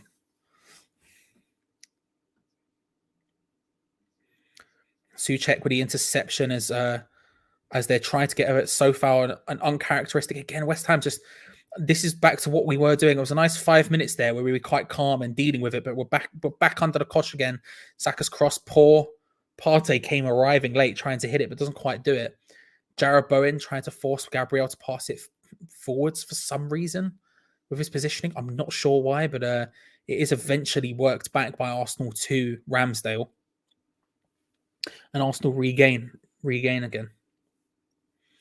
There was a nice 5-minute period there where West Ham were quite calm, where we were dealing with it really well. We were playing the ball out of defence quite well for once. We were keeping it in possession. We were keeping it on the floor, and we were creating opportunities from it. Nothing killer, no key passes, no killer final balls. We were still struggling a little bit in that final third and just swazzing it from range because, of course, we were. We have Jarrod Bowen on the pitch. Why would he not just shoot from range at every given opportunity? It's all he ever does. But we were dealing with it relatively well. But now, again, we're back under the cosh. Arsenal are making us pay for it.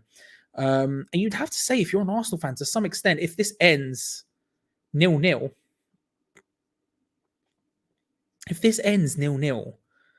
by the way, Mikel Antonio's at right-back position, trying to mark Kieran Tierney right now, which shows just how deep we are right now. West Ham regain possession, tried to play it away, but Declan Rice has been dispossessed. This is ridiculous from West Ham. This is very ridiculous. Arsenal are just putting the cosh on, and you'd have to say, if you're from an Arsenal perspective, if you're looking at this game and you're saying, well, you might be a bit disappointed that you haven't got a goal yet, They've been completely in control of this. Tomiyasu does well to swipe past Lanzini, played in. Dawson gets a block. Odegaard then dispossessed by Souček. And now Mikel Antonio on the breakaway. This is a good opportunity for Mikel Antonio. He's taking a heavy touch. There's no real options for him. I just keep running. He tried to play it into the path of Fornals or Bowen, and it's gone directly into the hands of Ramsdale. That could not have been a more accurate pass to Ramsdale in goal if it had tried. That was pretty horrendous. But again, that's how deep West Ham are right now. Mikel Antonio, essentially auxiliary right back, trying to defend. He's come back again here, trying to stop it. He's a bit late. The shot from range. Fabianski saves it and follows up with a second one. It's good work from Lucas Fabianski. Under insane pressure right now. We are at 6s and 7s, and Arsenal are capitalizing. That was another really good opportunity. Saka just step into Masuaku, plays it into Lacazette brilliantly, who hits it from range. Save from Fabianski, and then Martinelli on the follow-up. Actually, was it Dawson? We're looking at that shot from Lacazette again. Gets down well, does Fabianski. Maybe Warner want to keep his hands on it, but can't. Dawson just stopping Martinelli, and actually it's going to be a goal kick. He does well there, but flipping heck. And we're seeing again the Fabianski save from the Tierney shot, which deflected off the back of Bowen. Good stuff. Tell you what, again, you want to... I know Arsenal fans, they're not the biggest fans of Fabianski after his period there, but you've got to say he's having a very good game today. He's having a very good game. Areola observing why he's on the bench at the moment. Yeah, I think he's playing really well. I think you've got to respect it. I think he's playing really well today. I understand why, but it makes sense, doesn't it? And I think Dawson's having a good game as well. Yeah, I agree. And I think Dawson's having a pretty good game. He's getting some really important blocks in. Some really important blocks. 1 minute of stoppage time, which means you lot are probably at half time now. If you're watching on BT Sport, unlike me, who is behind at all times because of YouTube. So you're probably about at half time. And if it is 0-0, if you're Arsenal, you're probably a bit hard done by a little bit. Feel like you need to do it.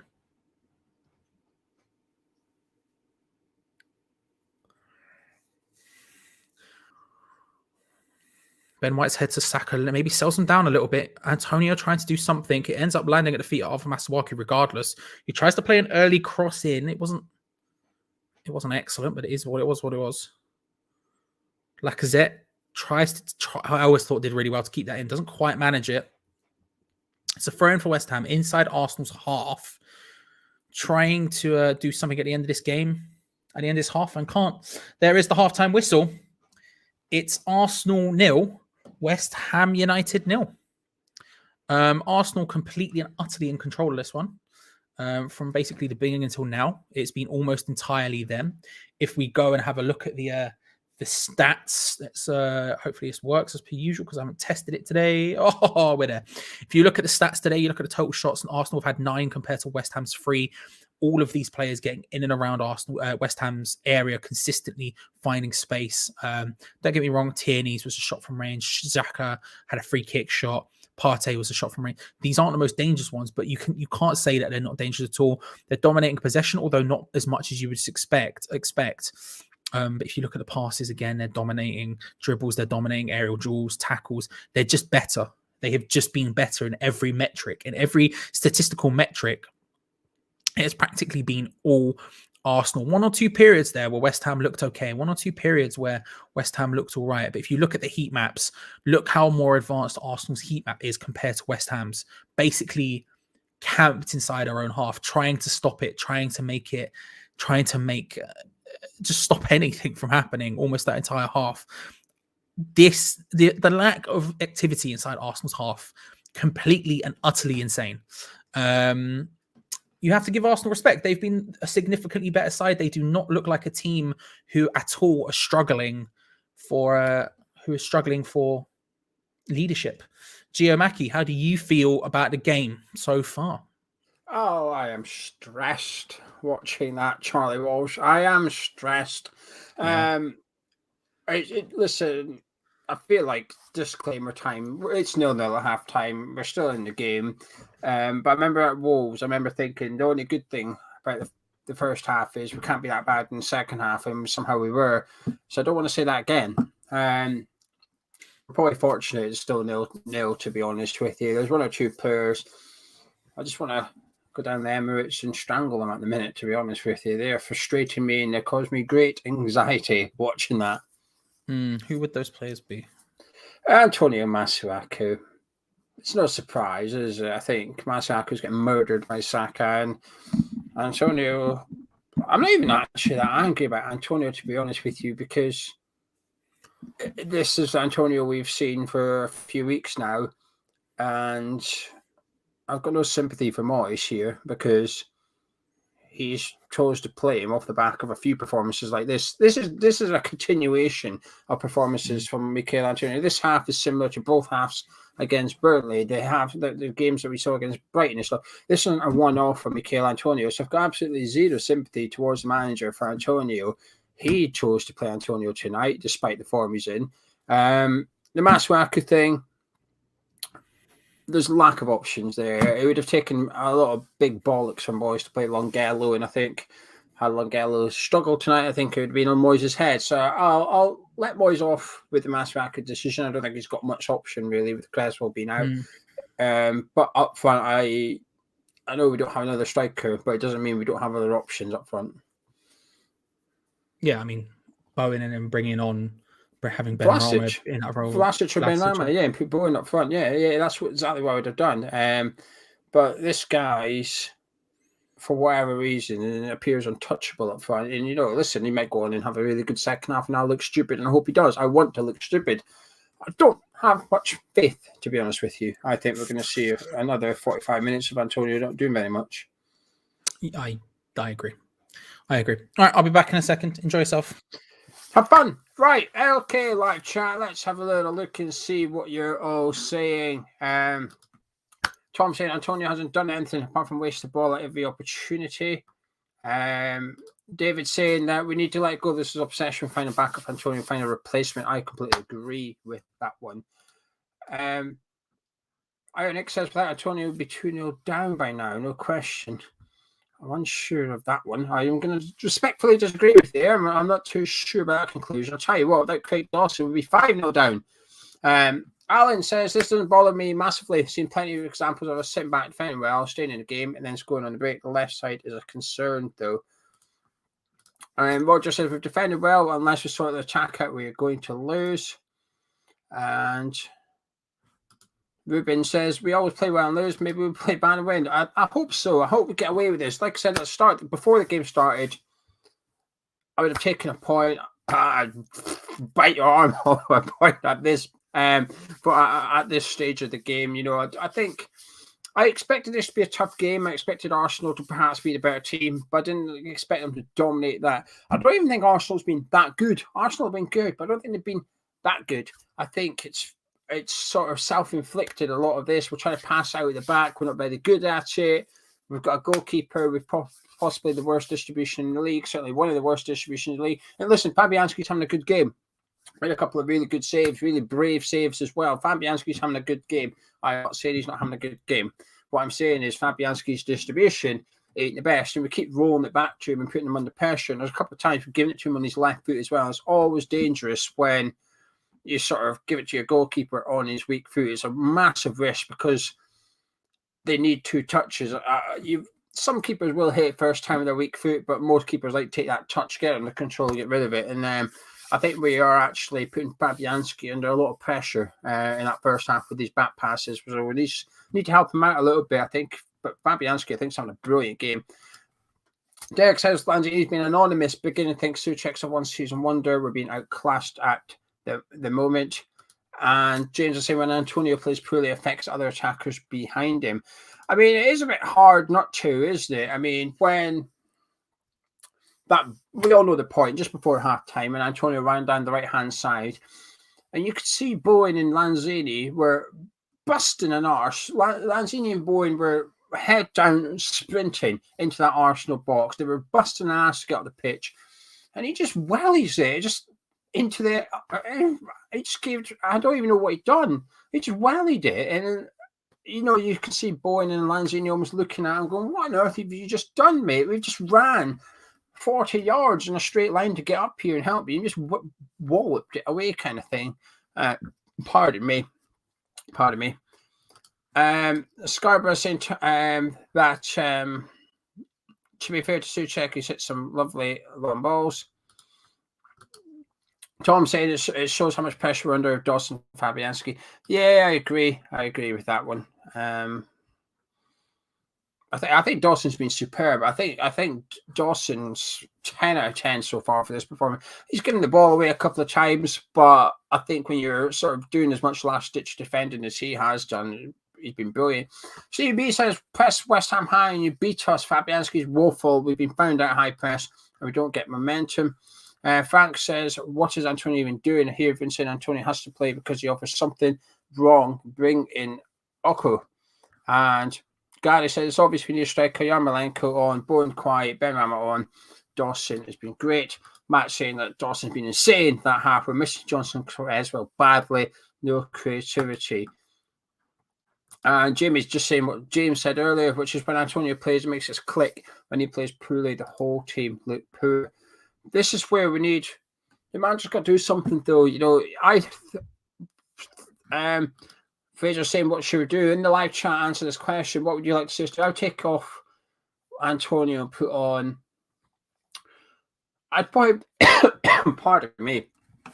I'd probably bring on Vlasic. I'd bring on Vlasic. Benrahma, Vlasic. I will accept either. Whoever it is. If people are saying Benrahma, I fully understand. I'm not going to argue. The reason I bring on Vlasic is because I just don't think he's had a fair crack at the whip yet. I'd like to see him get a little bit more opportunity, and I thought he looked good when he came on against Burnley. Not everybody did, but I actually thought he looked all right. I thought he looked like he had something about him, and statistically, not everyone likes stats, but I do. Statistically, created 3 chances in 17 minutes on the pitch at Turf Moor. Bowen was only the other player that created 3 chances for West Ham at the weekend. So I would get Vlasic on for Antonio and get Bowen down through the middle, or even put Vlasic down through the middle. Doesn't really matter, really. But I'd like to see him come on, maybe.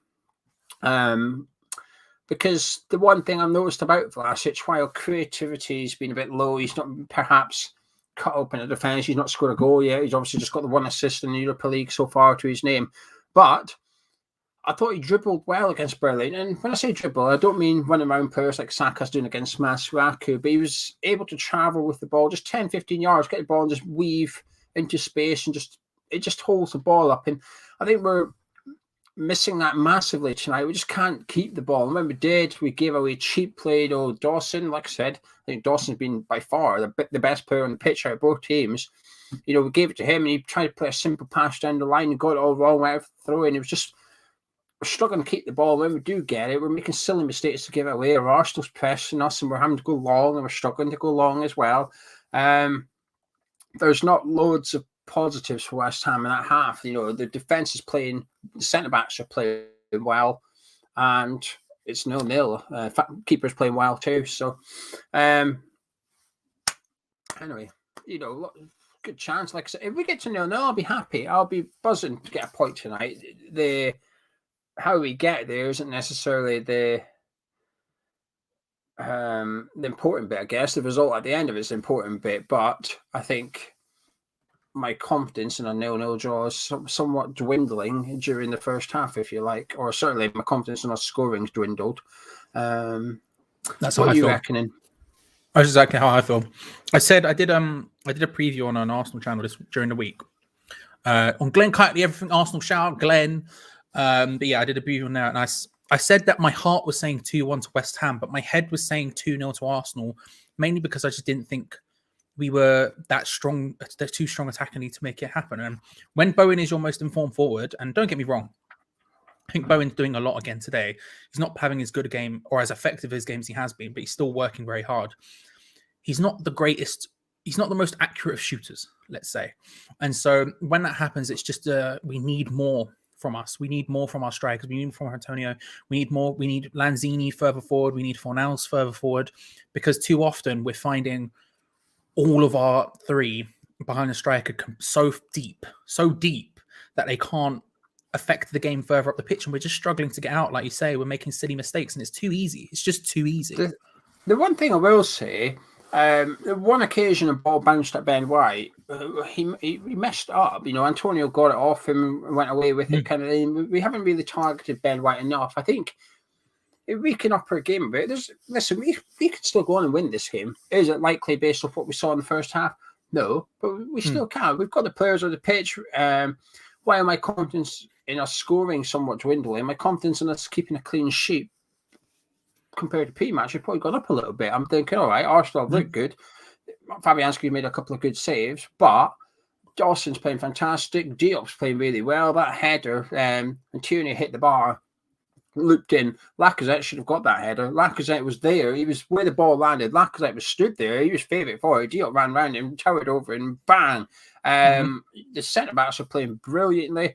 I think Rice has been a little bit rusty in midfield. Declan's giving away a couple of fouls, got dispossessed a couple of times as well, as a Souček. But at the end of the day, if you sort of say who's not playing up to their standard, I think obviously ARSWHU, Rice, Souček to some extent. I think Antonio. I think Fornals and Lanzini, I don't think are doing that bad. They've just not kept the ball well enough, but I think they're having to do a lot of work off the ball, and I think they're doing it okay, actually. I think Lanzini and Fornals, we've seen them sprinting 30 yards in that first half to get back and help ARSWHU. They're busting an arse to get back and help ARSWHU. But if all those players are playing under par and it's still 0-0, you can sort of, in a long-winded way, turn that into positive and say, well, if all them just step up one gear, then all of a sudden we'll be quite competitive. We can go on and win it. And quite often we see football's a game of two halves and teams fail to take their chances and another team come out a different team. And we just got to hope that's us. In the last few weeks, Charlie, I don't feel like we've come out in the second half a better team. Burnley, Brighton, Wolves, with the first half's been poor, and there's been that little hope that we'll come out a different team in the second half. I don't think we've seen it. A lot of people in the live chat are saying that Elise is coming on. Some are suggesting Dawson is injured, but we'll see. On my screen, that is definitely the television, Geo. It is definitely BT Sport. I don't know what you're talking about. We have just got back to the stadium, so I'll be able to confirm or deny that in a minute. Which would be a huge opportunity for Elise and a big moment. A make or break moment for the game. I wouldn't be surprised. If it is true, I wouldn't be surprised. I'm always switching to a back three to help out ARSWHU down that side. And he's going to put Elise behind ARSWHU. Who he takes off, I don't know. It would be a bit of a gamble either way for David Moyes to bring on someone like Elise. It is a gamble. There's nothing from the official Twitter account. They've just said we're back out for the second half. There's nothing about Elise. Maybe the live chat's just managed to trick us a little bit, but potentially. Well, I'll let you get off and watch it on your actual television, and I'll carry on watching it here. But thank you very much, Gio, for joining us. Remember, Gio will be back, everyone, at full time to talk about the match in more detail then. Talk about much more smart detail. Remember to stick around until then, because I will spam the link for the review in the live chat, so you don't have to do a single thing. You can just stick around and hang out with us, which we would genuinely appreciate, because I would need that. I need that. You need that. We need people that aren't me talking about this game, because my God, are we going to need it? It's a big play from West Ham at this point. A big half necessary as we're about to get underway for the second. It does seem like Dawson is staying on, thankfully, which, if anything, I'm happy about. I'll take that. And Arsenal are to kick off. The second half is indeed underway. Come on, you irons, deploy the boys, and it is Arsenal to take it. An instant play in West Ham get a throw in. We need a half. We need a big half. We need people to step up. We need the team in general to step up. Like Gio said, it's not that Lanzini and Fornals, for example, are having bad games, because I don't think they are, but we're all too often finding them way too deep when we need people to be able to get flowing up the pitch better. And they are hanging around inside our own half, being pressured into it, and it's just not great for us. So we need them to be able to find their space further forward, and that's just a general thing. That's not a criticism of their games individually. Not true, Jeffrey, but I appreciate it. Where are we at? I'm trying to find the comment. Where was it? I flipping can't see it now. What I'll say is this. I will attempt to try the kebab before Norwich. I doubt I'll get the time. But if I do have the time, trust me, I'll get it. Major, I know you were talking about it. I can't find the comment, but I will try. I will try to make it happen. Crazy idea. Put Noble in a 3-man midfield. He can protect the left wing and allow Rice to drive forward. Richard, it is a crazy idea, but I like it. I do like it. Fred, good to see you. Remember, everyone, if you're here just for the if you're just here for the halftime festivities, then that's totally fair. Head on out, enjoy the rest of your game. Remember to subscribe and like the video on your way out. We do watch alongs every single match day. And if you've joined at halftime and you're looking for a way to watch the match itself, we can't post it here for obvious reasons. We can't show the game because YouTube will come and murder us. But there are definitely ways and places you can find what you're looking for. So hopefully that helps. Hopefully that helps. I really hope they continue to shoot that. It'd be nice if they just kept blapping it from range like that, wouldn't it? It'd be very nice.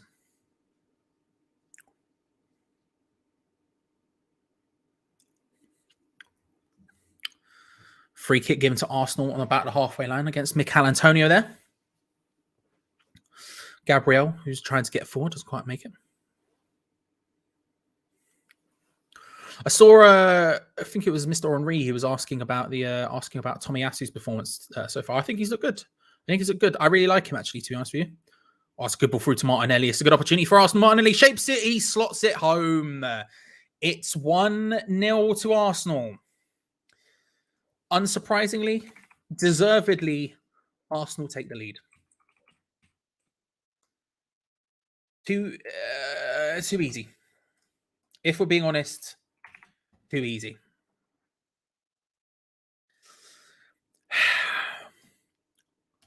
Way too easy. Way too easy.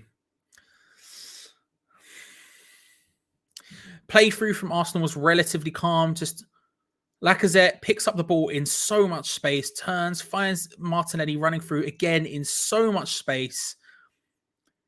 He's inside to Sufal, not close enough to Dawson to make it work. Takes one touch to get into the box, shapes himself, slots it past Fabianski beautifully. Martinelli with the first goal. It's Arsenal 1, West Ham United 0. They've deserved it, given their first half performances. You have to say they really do. We needed something extra in the second half, and we have started just as slow as we ended the first. It's basically just carried on going, and here we are. Arsenal 1, West Ham United 0. Martinelli with a goal. I mean, why did Moist come out and start suddenly playing well? I don't know, bro. I don't know. Kufal and Dawson far too slow, mugged off far too easily. I agree. I don't want to blame them specifically, but I agree. Karate, top 4 done for Hammers. I wouldn't say so. I wouldn't say, yeah, it's way too soon. It's too soon to say we're in the top 4 race. It's too soon to say we're out of the top 4 race, regardless of the results tonight. Obviously, a loss to Arsenal makes it a hell of a lot more difficult. And we haven't been good enough over the last 2 months to deserve a top 4 slot. But it's too easy. It's too early to say either way. Karate. I mean, let's be real. We're only 1-0 down when half of our team's playing quite poorly today. So you have to look at it, and we'll take it as we take it. But we'll see. West Ham need a huge performance in this second half, and so far, we are not seeing it. We are not seeing it at all.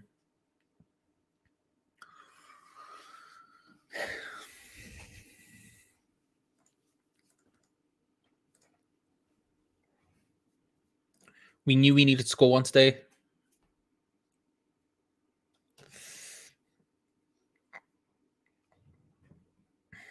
Good ball out from Arsenal to Kieran Tierney, who's in a very advanced position.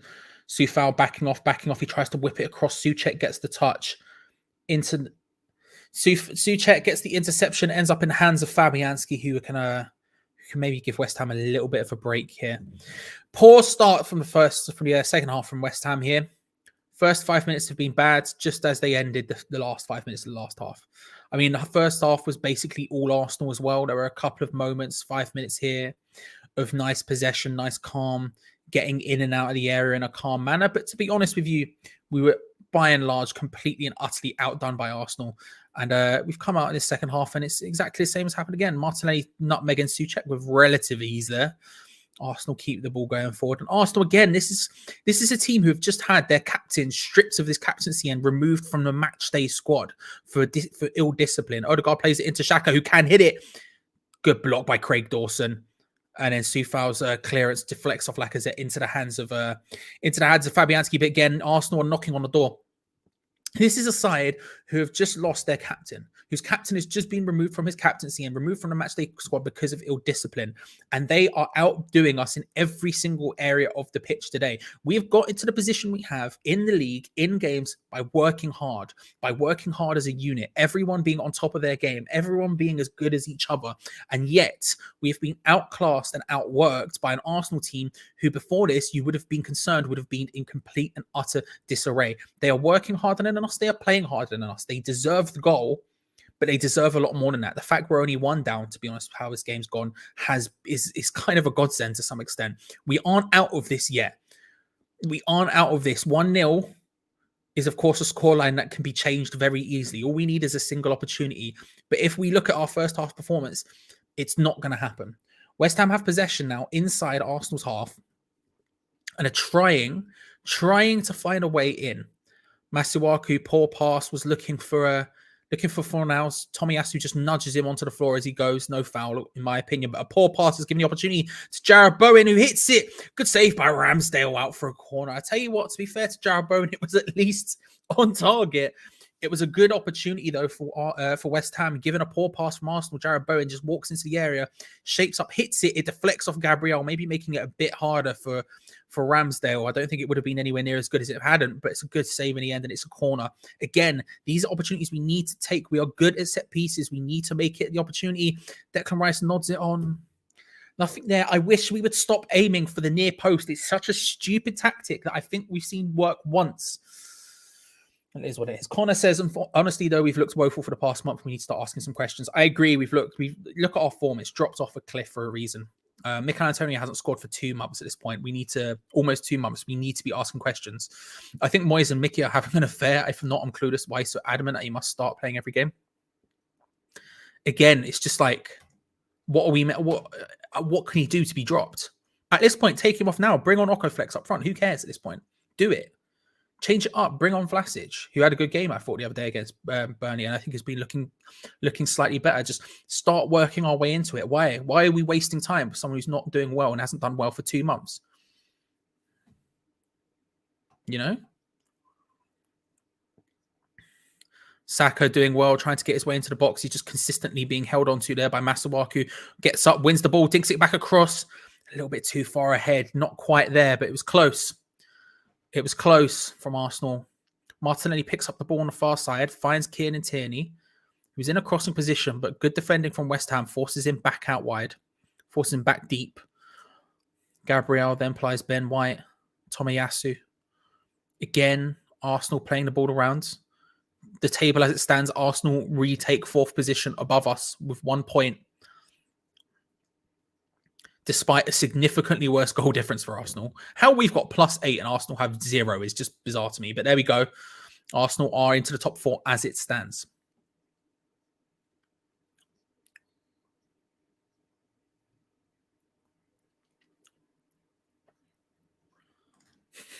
Antonio said he wants to hit 100 goals for an interview. When's he going to start?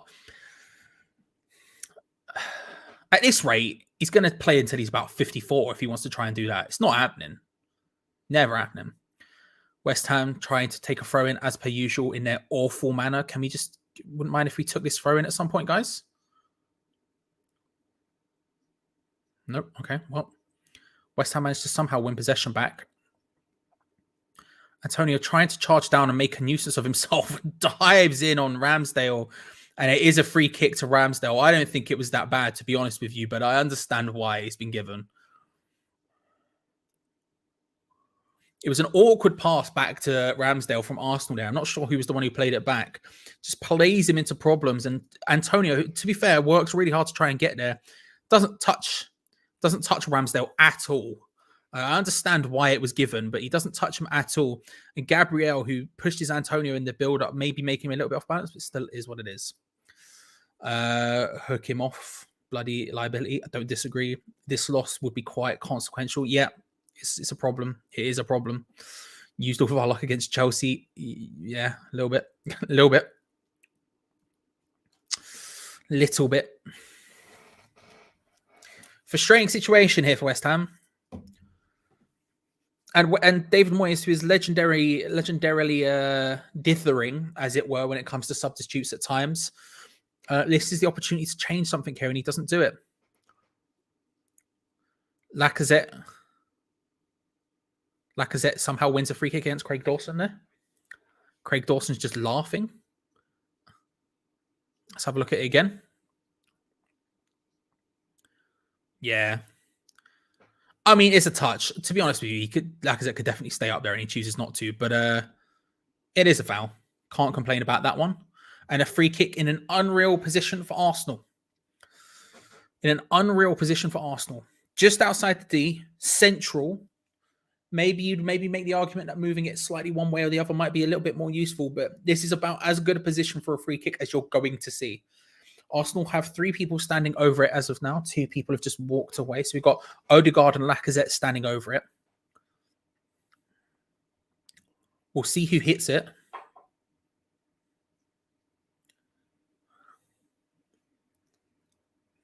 West Ham building their wall with big boys and Mikel Antonio. Pablo Fornal's lying down on the floor, stopping those under-the-wall skimmers. Odegaard and Lacazette standing over it. Which one of them's going to take it? I'm not sure. It looks like it might be Lacazette. Odegaard hits it. Safe by Fabianski. Safe from Fabianski. Ends up going to the near side, just trying to get it into the bottom corner on Fabianski's side, who's aware of it. It's a nice idea, but not quite from Odegaard. Not quite.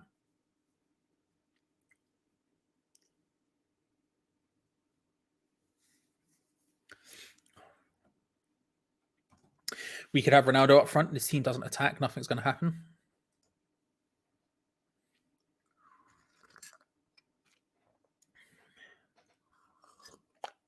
Martinelli gets a yellow card for just haranguing Fabianski. Impediment on the goalkeeper. Picks up a yellow card from Martinelli. Unsurprisingly.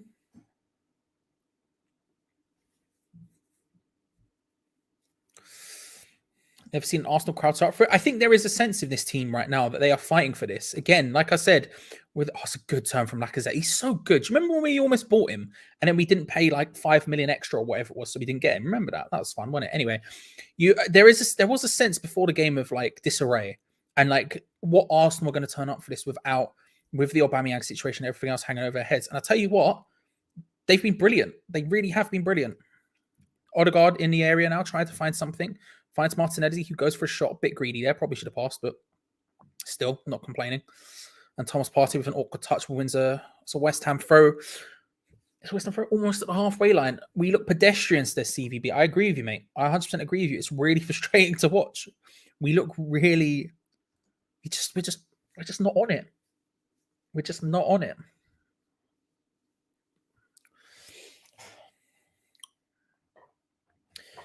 If you're David Moyes, at what point do you make the substitution? Because for me, it's now. We're about to hit the 60th minute. We need to change this up. This isn't working. Why are we sitting here wasting our time trying to make this work? It's not helping. It's not happening. It's not happening. We're too defensive. Okay, so it is Ben Rama who's going to come on. Ben Rama's stripped off and he's ready, I guess. We need to make that sub and we need to make it sooner rather than later because we need changes.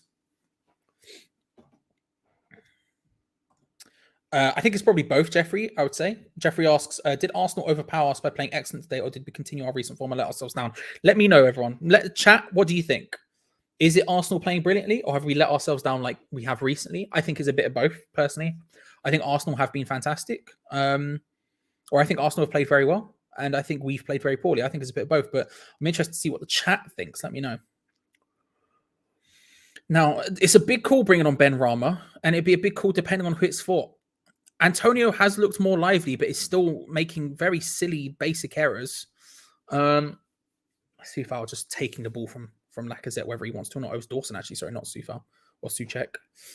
Antonio again on the left. I think it would be a huge call if he took off Mikel Antonio for it. Given the fact he has looked a lot more lively in the second half than he did in the first, but still not doing anything particularly well, but he's at least looking more lively. I think it would be a very big statement to take off Antonio. And to be honest with you, I would back it. I think it needs to happen.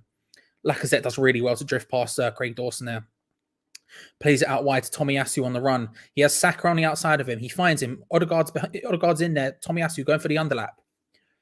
Saka just stood up there by Declan Rice and Pablo Fornals and can't quite get the cross in. Masuaku's the one who ends up getting it away. Hits it from Partey. He wants to hit it from range. Xhaka then lines up for it. Lacazette's touch there, just into the path for Dawson, who stops it. And is what it is. Glenn's saying this is the best Laka has been all season. It doesn't surprise me. I thought he's been brilliant. I thought he has been really, really good. Fair play to him. He looks like a man who's got a point to prove, and he's proving it very, very well. He's proving it very, very well.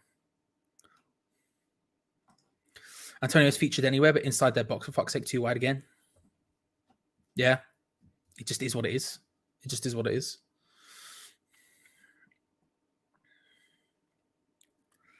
To be fair, we've dropped a number of points against lesser sides, so this is no surprise. Maybe harsh, but I understand what you mean. Maybe harsh, but I understand what you mean. Dawson's brilliant. I thought Dawson has been really good. Does Dawson do his box for a living? My goodness, he's been good. He has been very good. Dawson's been man of the match for West Ham so far, and as Jeffrey and Ionix are saying, he's having a very good game. Outside of that, we're struggling, but he's having a very good game. Soufal, again, just hesitating. Could have hit the cross first time. Mikel Antonio picks up the ball out wide, obviously, and dinks it in with a terrible pass. To be honest with you, if I'm David Moyes, I am taking off Antonio. It's a bold play, and Antonio has stepped up in this second half. But to be honest with you, I would do it. I would take him off, not happily, but I would do it because I think a point needs to be proved.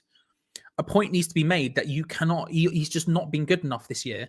He's not been good enough for the last, sorry, not this year. He's not been good enough for 2 months.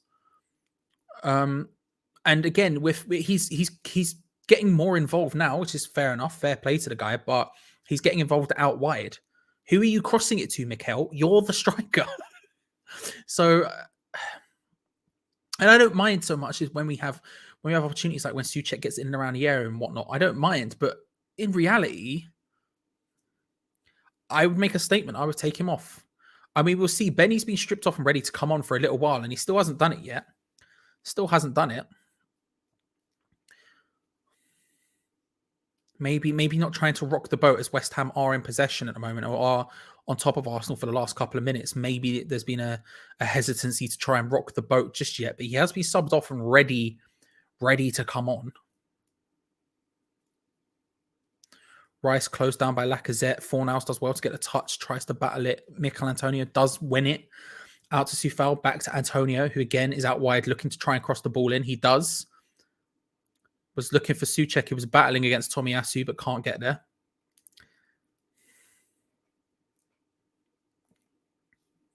The ball forward, Lacazette with a nice back heel. Xhaka dawdling, loses out. Pablo Fornals plays it to Mikel Antonio, who's on the wing. Tries to find some space on Tierney. Does. Pulls it across. It's a really good opportunity. Jared Bowen hits it. Not accurately. Not accurately. But Mikel Antonio at least doing something well on the wing. He may be sitting deep. He may be finding himself in awkward positions, but at least then he did take on his man, get past him and play the ball in. And it is going to be I think, going to be a substitution for West Ham here. And just seeing if I think it's a sub. They're just talking about the BT Sport app at the moment. It's Arsenal who are making the change. Okay. It's Arsenal making the change. Odegaard coming off.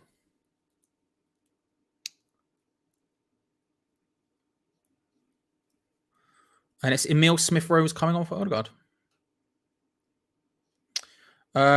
Sorry to have to leave you guys, but I'm on duty soon. See you soon, Todd. Thank you very much for coming. Appreciate it. Since Bowen has gone striker, he's also done nothing, so maybe his problem's not striker. I think we have problems all over the pitch, but I don't disagree with you. Moyes will be handing out a second-hand Chinese version. Look, we'll see what happens. We'll see what happens.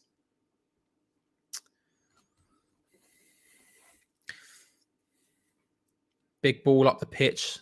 Diop down, can't find it. Dawson misses out on that one. Martinelli into Lacazette. Soufal, he's gone down. And Anthony Taylor took a minute to call that one, and it is a penalty. Declan Rice is screaming that he got the ball. Fabianski's now talking to him. Soufal's saying it. Lacazette is down, holding his leg in a very dramatic manner. And it's a second yellow for Soufal, and he's off. And West Ham are down to 10 men. This game's done.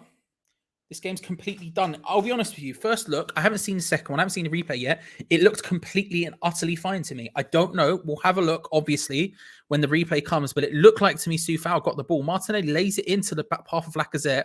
And Soufal goes in, completely wins the ball.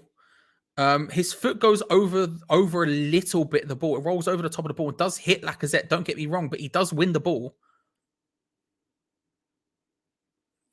I guess VAR will go to. Don't get me wrong, he does catch Lacazette. There's literally no doubt about that. He gets the ball first. His foot rolls over the top of the ball and hits Lacazette and does take Lacazette down.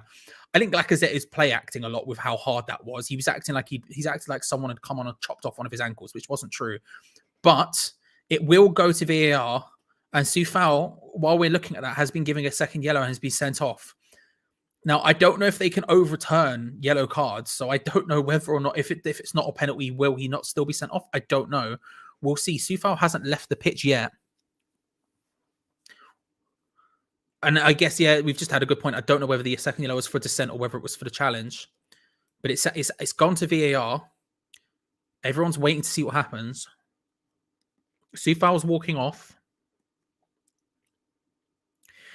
I'll be real with you. If it does get confirmed down to 10 men, which I assume it has to be anyway, because again, I don't think it can overturn yellow cards. If it is now just officially down to 10 men, we need to ring in the changes, and we need to ring in the changes now. We should have brought on Ben Rama earlier to try and keep possession of the ball. We didn't do it. We kept him off. I don't know why. Soufal's gone off.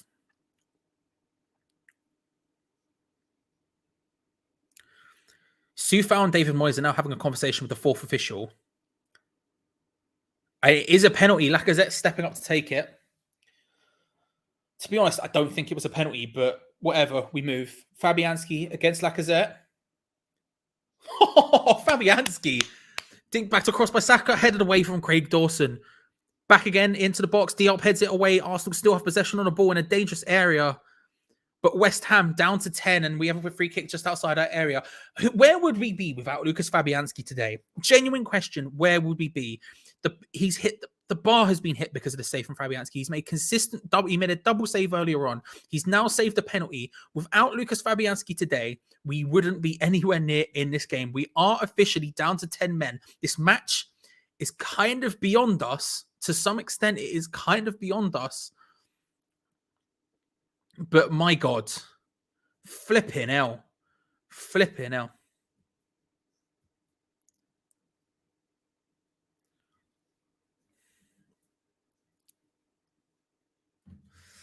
My God. My God, good to see you, mean kids. Charlie, do you have any idea? Let me see what you asked. I missed it. How was it? If it was about how it was given? No. No, I don't think it was a penalty, but I mean, ultimately, it's an individual's decision against another individual's decision, I guess, at the end of the day. But I agree. I don't think it was a penalty. I don't think it was a penalty. And I don't think a yellow can be overturned, only a red. That's what I thought. So he'd go off regardless, yeah. Even if it wasn't a pen. But it was still a pen, so he carried on regardless. Right. Well, the state of play now. West Ham are down to 10 men. West Ham are down to 10 men. There is no right back on the pitch. I don't know who's taking up the position at right back to fill in, but there is no right back on the pitch for West Ham United. We have struggled to get the ball out of our own half at the best of times today, and now we have even less people on the pitch to try and effectively do this. Arsenal have been all over us. They've missed their pen, which, thank Christ, because that would have been dead and buried. But at this point, it's going to take something insane from David Moyes to turn this round.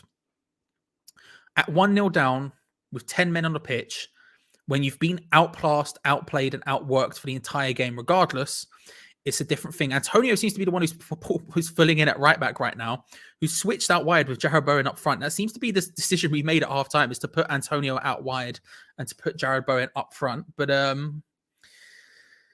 he's making a nuisance of himself. He's been more effective out wide than he has been up front. We'll give him that. We'll give him that much.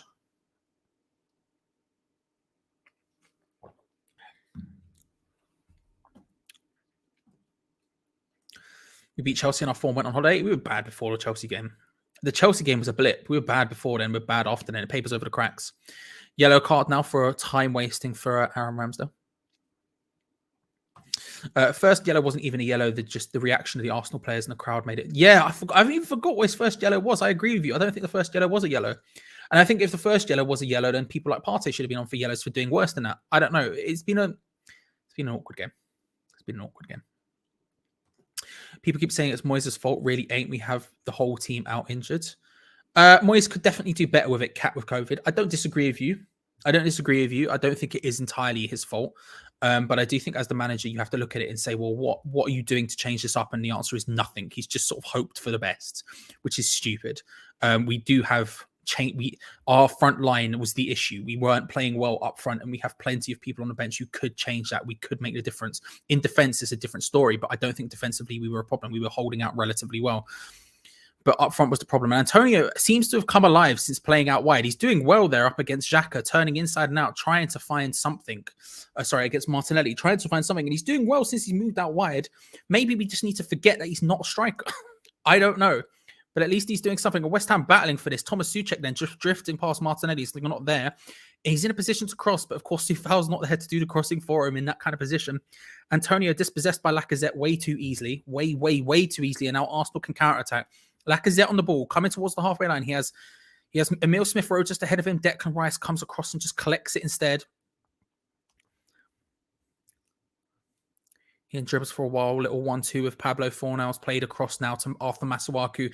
And you have to, right now, it looks a little bit like Arsenal, a team with 10 men. West Ham are in the ascendancy. They're in control of this game, dominating a little bit. Definitely speaking too soon. Don't get me wrong, but.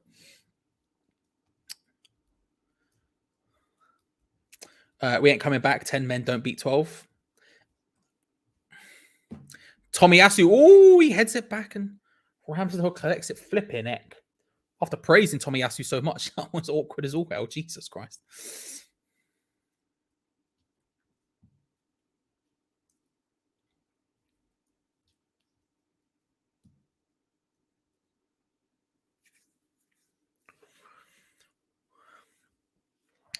I tell you what, 10-man West Ham are doing significantly better than 11-man West Ham the entire rest of the game. Someone explain it, because I can't.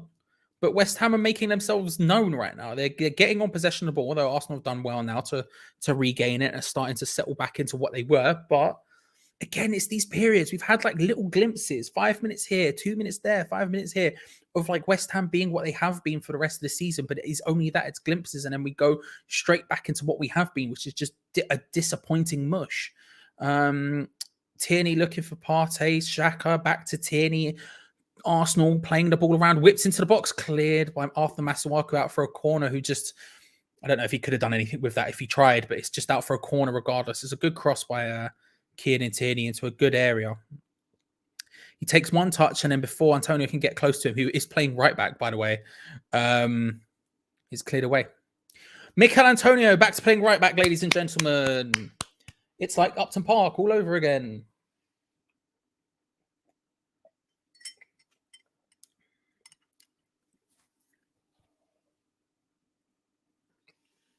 Saka wins the corner, plays it in. Sorry, not wins it, plays it in. Ignore everything I've just said. Do you know what? Just ignore everything I've said. Arsenal have possession of the ball.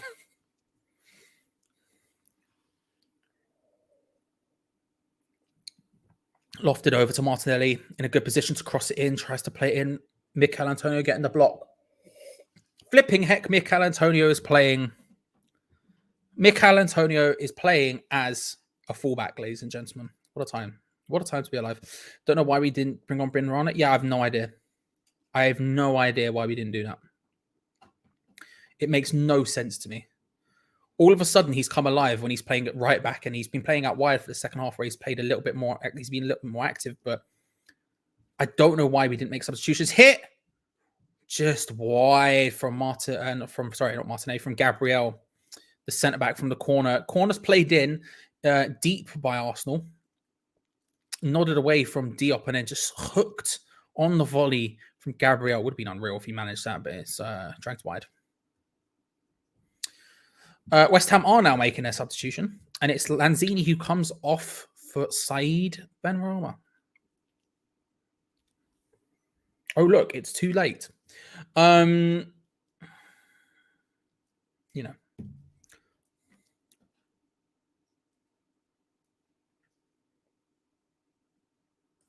Any other potential rumors on a new striker, Charlie? Or just Hazard? Hazard.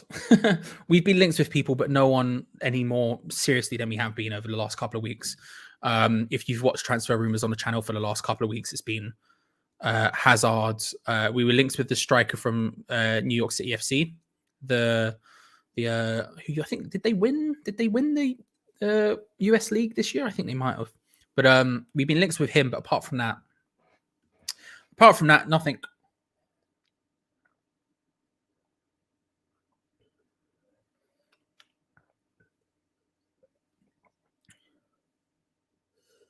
So we are now playing a 4-4-1. Pablo Fornals is out as a left midfielder. Ben Rama is out as the right midfielder. Jared Bowen is up front, and Mikel Antonio is at right back. In case you were wondering, nodded on from Bowen trying to find Ben Rama, couldn't quite find it, and it's going to be difficult to get the ball forward here. But we're gonna need just ultimate counter-attacking football. Like I said, looking lively, trying to get a bounce there, but can't quite do it. Fabianski collects. We're going to need some ultimo counter-attacking football today to make anything of this game. We're going to look to really make our chances count, which we didn't do with 11 men, let alone with 10. It's going to be very, very difficult. But I trust Jared Bowen up front by himself. Awkward from Ramsdale. Almost happened. Almost fell into the path of Bowen. Doesn't quite work. It's going to be difficult, but I do trust Bowen up front to make something happen more than I trust Mikel Antonio of late. So that's something. But yeah. Arsenal with possession of the ball. West Ham chasing shadows a little bit. Partey walks into the area, plays it out. Out to Saka, short to Tomiyasu. Arsenal playing the ball around, just looking for something. Can't quite find it.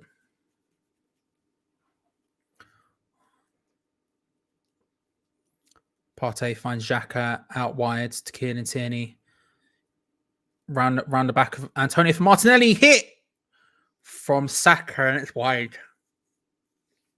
An incredible opportunity. They're saying block from Diop. I didn't see it. Let's look at the replay. Martinelli fires it across, and it is Diop with the block.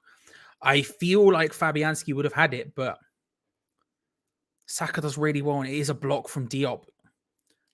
Just close, just stops it. I think Fabianski would have got it, but I don't want to say he would have, but Diop gets the block. And I tell you what, our centre-backs have not been the issue today. Both have had good games.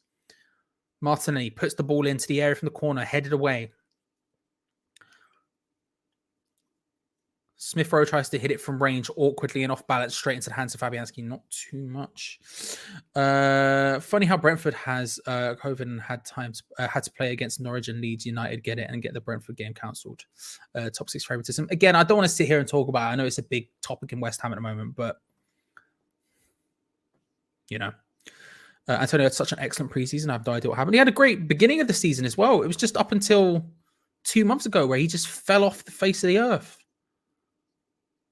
I feel like he got injured. I feel like it was almost overnight. I feel like he got injured. I know I was talking about him being bad before most people were, because maybe I'm, whatever. But I feel like something happened. Maybe he got injured. Maybe he's having to play through it or what. But he just got injured. The fact we haven't bought a striker since letting Haller go is actual lunacy. Again, it's just another thing. We don't want to sit here and blame David Moyes for everything right now. But bro, just buy a goddamn striker, you idiot. What are you waiting for? This is what happens when you don't have backup. We have to just make the best, make do in a season where we have Europa League as well as everything else. Now what's going to happen? We've got a quarter-final against Tottenham on the 22nd of December. We have a cup quarter-final against Tottenham on the 22nd. We have a cup quarter-final against Tottenham on the 22nd, and our striker is currently have to cover right back because we have no other right backs because 2 of our other right backs are injured, and the one who just got sent off for something soft. And the striker who is playing there hasn't been doing well up front in like 2 months. So what the hell are we supposed to do?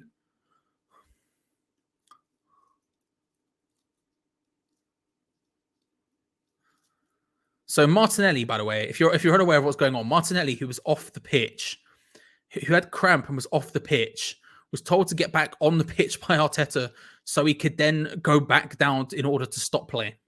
That's where we're at today. That's where we're at as a match today. It's where we're at football today. It is what it is.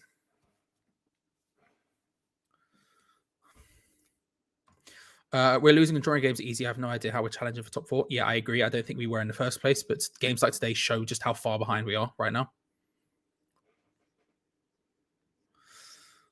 To be fair, they're laughing at the cheating because I think it's just so unbelievably hilarious. It's just ridiculous. But it is what it is. Martinelli coming off, Eddie Nketiah coming on for Arsenal. Eddie Nketiah, of course, heavily linked with West Ham. I'd be very, very surprised if he left Arsenal at this point with what's happened with Aubameyang, but a very, very good opportunity for Nketiah. A very, very good opportunity for Nketiah, who, of course, with Aubameyang and everything going on there, who's probably going to be on his way out very, very quickly. They're going to need another striker, Arsenal, and Nketiah could be that guy with Lacazette. How can you just get sent off when you win the ball? I don't know.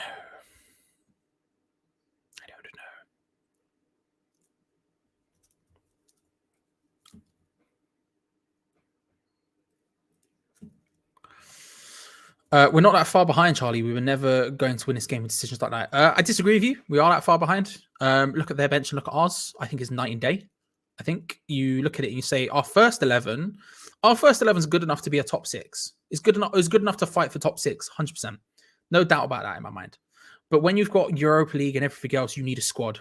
When you're fighting for top 4, you need a squad. And you look at our bench and it has 3-4 youth players on it every game because we don't have a squad. And look, I know defensively we have issues. That's, of course, we have a lot of injuries in defense. There's no doubt about that. There's no arguments there. We have a lot of injuries in defense, whipped in, sent straight into the hands of Ramsdale. Don't get me wrong. Defensively, we have a heck of a lot of problems, but we don't have injuries up front. We just have not enough players, and none of them are firing apart from Jared Bowen. And even then, he's not very good at scoring. So I don't disagree. We're not. When you look at Arsenal, for example, I don't think we're miles off Arsenal. I don't think we're miles off Arsenal, but Arsenal are also in a rebuilding phase, whereas we're at our zenith of this side. So I don't know. I think there needs to be something. Talking about youngsters on the pitch. Harrison Ashby, what is he? 20 years old, something like that. Scottish youth academy player, on for Pablo Fornals. West Ham, and I don't mean to scare you guys, have a right back on the pitch. Good opportunity for Ashby, who, will happen. He's going to play in the next game, isn't he? 1 match ban coming through Kufal. Whoever we've got next, I can't remember. Ashby will probably be starting. Unless we do something different, it will be Ashby, won't it? So unless we have someone come back or something, or the decision gets overturned or whatever, which I doubt it will be, we will have Ashby playing. So I'm surprised it didn't happen. But still.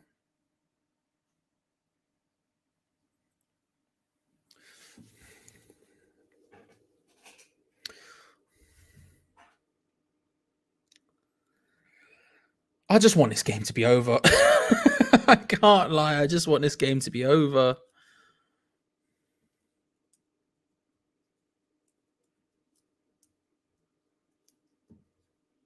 Ball over the top to Matt Antonio, who's now up front. Do you know, I'm done watching this game. I can't lie to you. I'm actually done watching this game, this one. It's just pointless. We're going to keep doing this, but it's just not going to happen. Like, you know what I mean? You know what I mean? Oh, I don't need to sit any forward anymore. I don't care. Oh, there we go.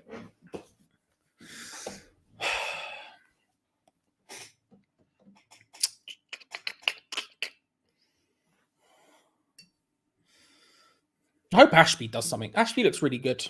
He's looked really good of late. Like, really good. Ben Rama on the edge of the area trying to do something. The 10 man of West Ham. Again, we don't particularly look like we have 10 men. We don't particularly seem to have 10 men on the pitch. It looks like we're fairly even. It's just, we look even slightly better than we did with 11. But even then, it's like, well, what are we doing? What's the point? What's the point? Where is it? Here. We belong in League One playing like we're going to... I don't know.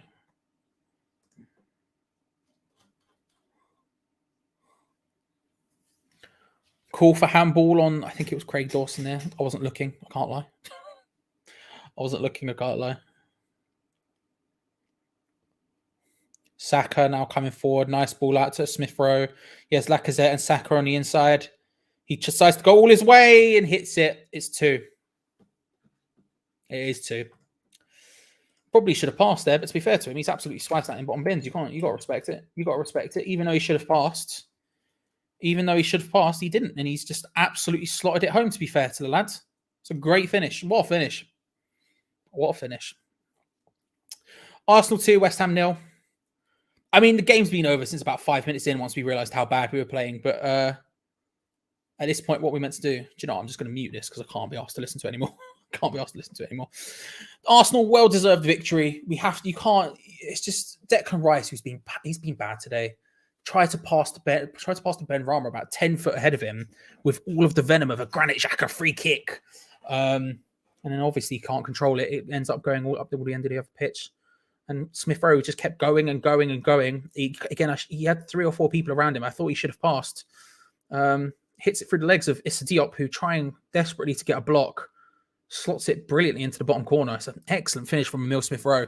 And it is 2-0 to Arsenal. 2-0 to Arsenal. I'm going to put Bo Burnham's Inside album on in the background instead of listening to commentary at this point because I just don't care. Well-deserved victory from Arsenal. They have been so significantly better than us. It hasn't even been close. It hasn't even been close. I said on when I went onto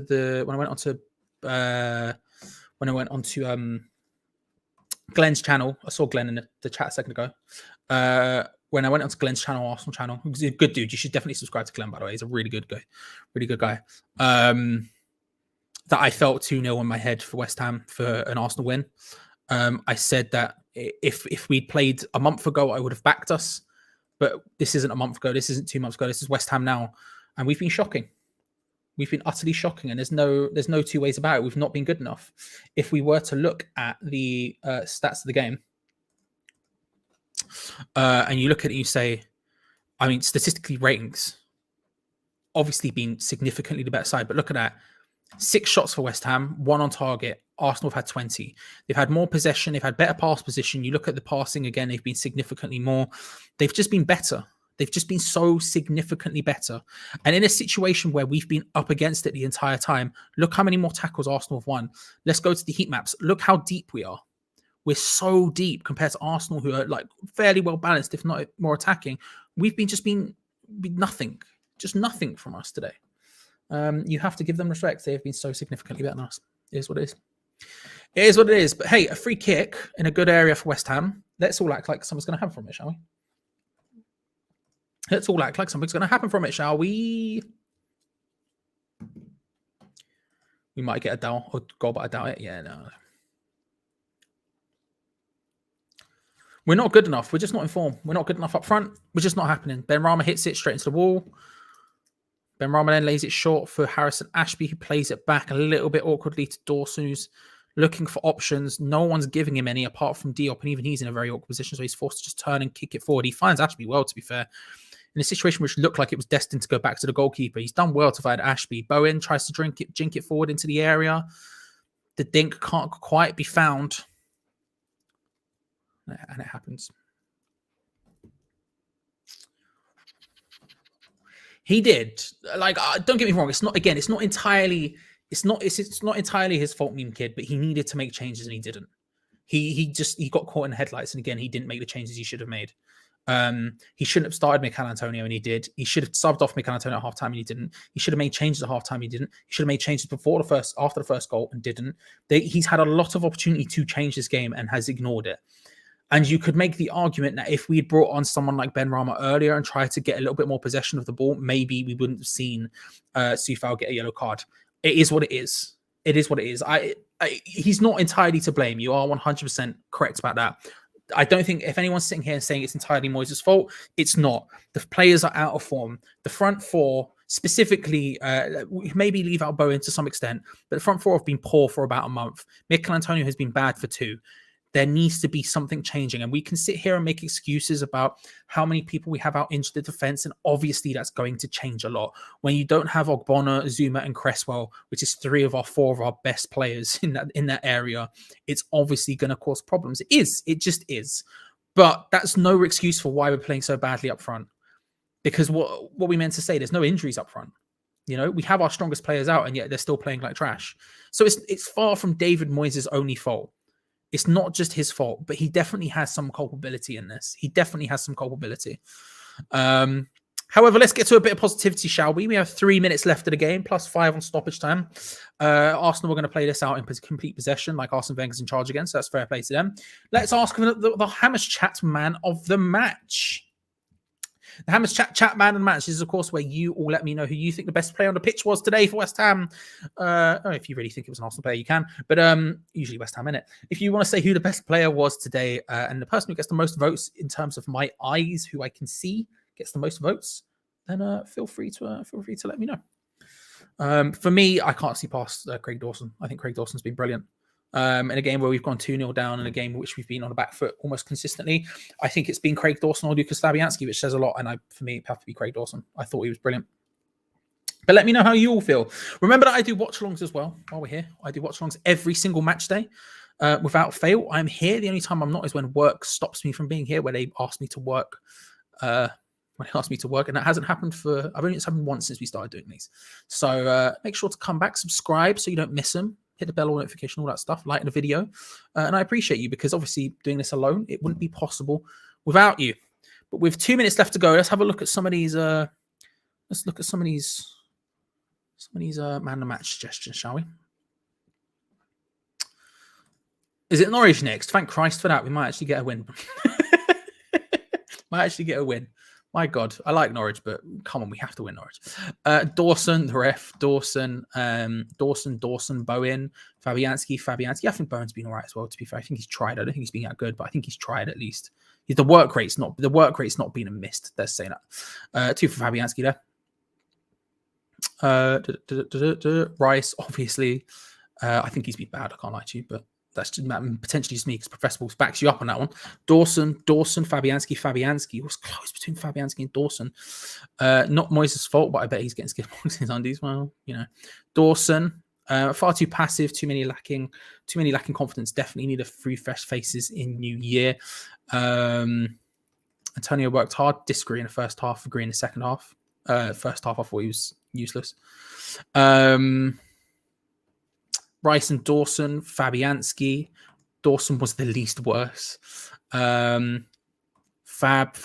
Dawson. Rice carried us forward. Sorry, I'm skipping comments just to get to the man of the match. Dawson. Antonio says Shane. Oh, Shane, flipping heck. Shane, we know Shane. You're the Shane I've met many times on the boats, right? Shane, good to see you. Hope you're well. Didn't know you were about. I hope you're well. Hope things are all good with you, bro. I think you're the Shane I know on the boats, right? Am I going crazy? Am I going wild, Shane? Am I going wild? If so, good to see you. Dawson. I think it is Dawson.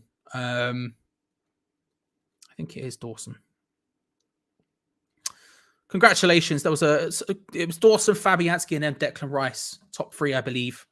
It is what it is. And there is the full-time whistle. It ends. Arsenal 2, West Ham United 0, in what can only be described as an awful game of football for West Ham United. It is what it is. But congratulations to Craig Dawson on his Man of the Match award for West Ham. Well deserved. I thought he was the best as well. I agree with all of you. I thought he was the best as well. But it is what it is. It is what it is. Thanks for coming, Glenn. See you later. Again, everyone subscribe to Glenn if you haven't already. Glenn is genuinely a good dude. What a man. What a man. You know what I mean? What a man. Yes, but still about... Yes, Shane. I hope you're well, bro. I haven't spoken to you so long. I hope you're well. I hope you're good. Bad game, but at least I've spoken to Shane. Do you know what I mean? At least I've spoken to Shane. Well, there you go. It ends Arsenal 2, West Ham United 0. I completely forgot to change the title, so it said 1-0 the entire time. I really don't care. And the West Ham, our live match review is about to get underway. So I would encourage you all to go and have a look, to have a gander over there. I'll start spamming it into the comments now, so you can go and have a click on it, have a watch, have an enjoyment, at least to some extent, I hope. Thank you very much for coming. I remind you once more that I do watch-alongs every single match day, so make sure to subscribe, like the video, all of that good stuff. Come back, because they are not possible without you. They don't happen without you. They are, without you, it is just me by myself talking to no one. So I need you lot actually talking intelligence at me to make it happen. But thank you very much for watching. Remember to click on this link right now. Go watch the full-time review of Geo Gonzo breaking down what was quite a bad performance by West Ham in the end. We will see you at the weekend for Norwich, where West Ham can hopefully regain some winning ways. But until then, go check out our review. Come on, you Irons, and I'll see you next time. Bye, everyone.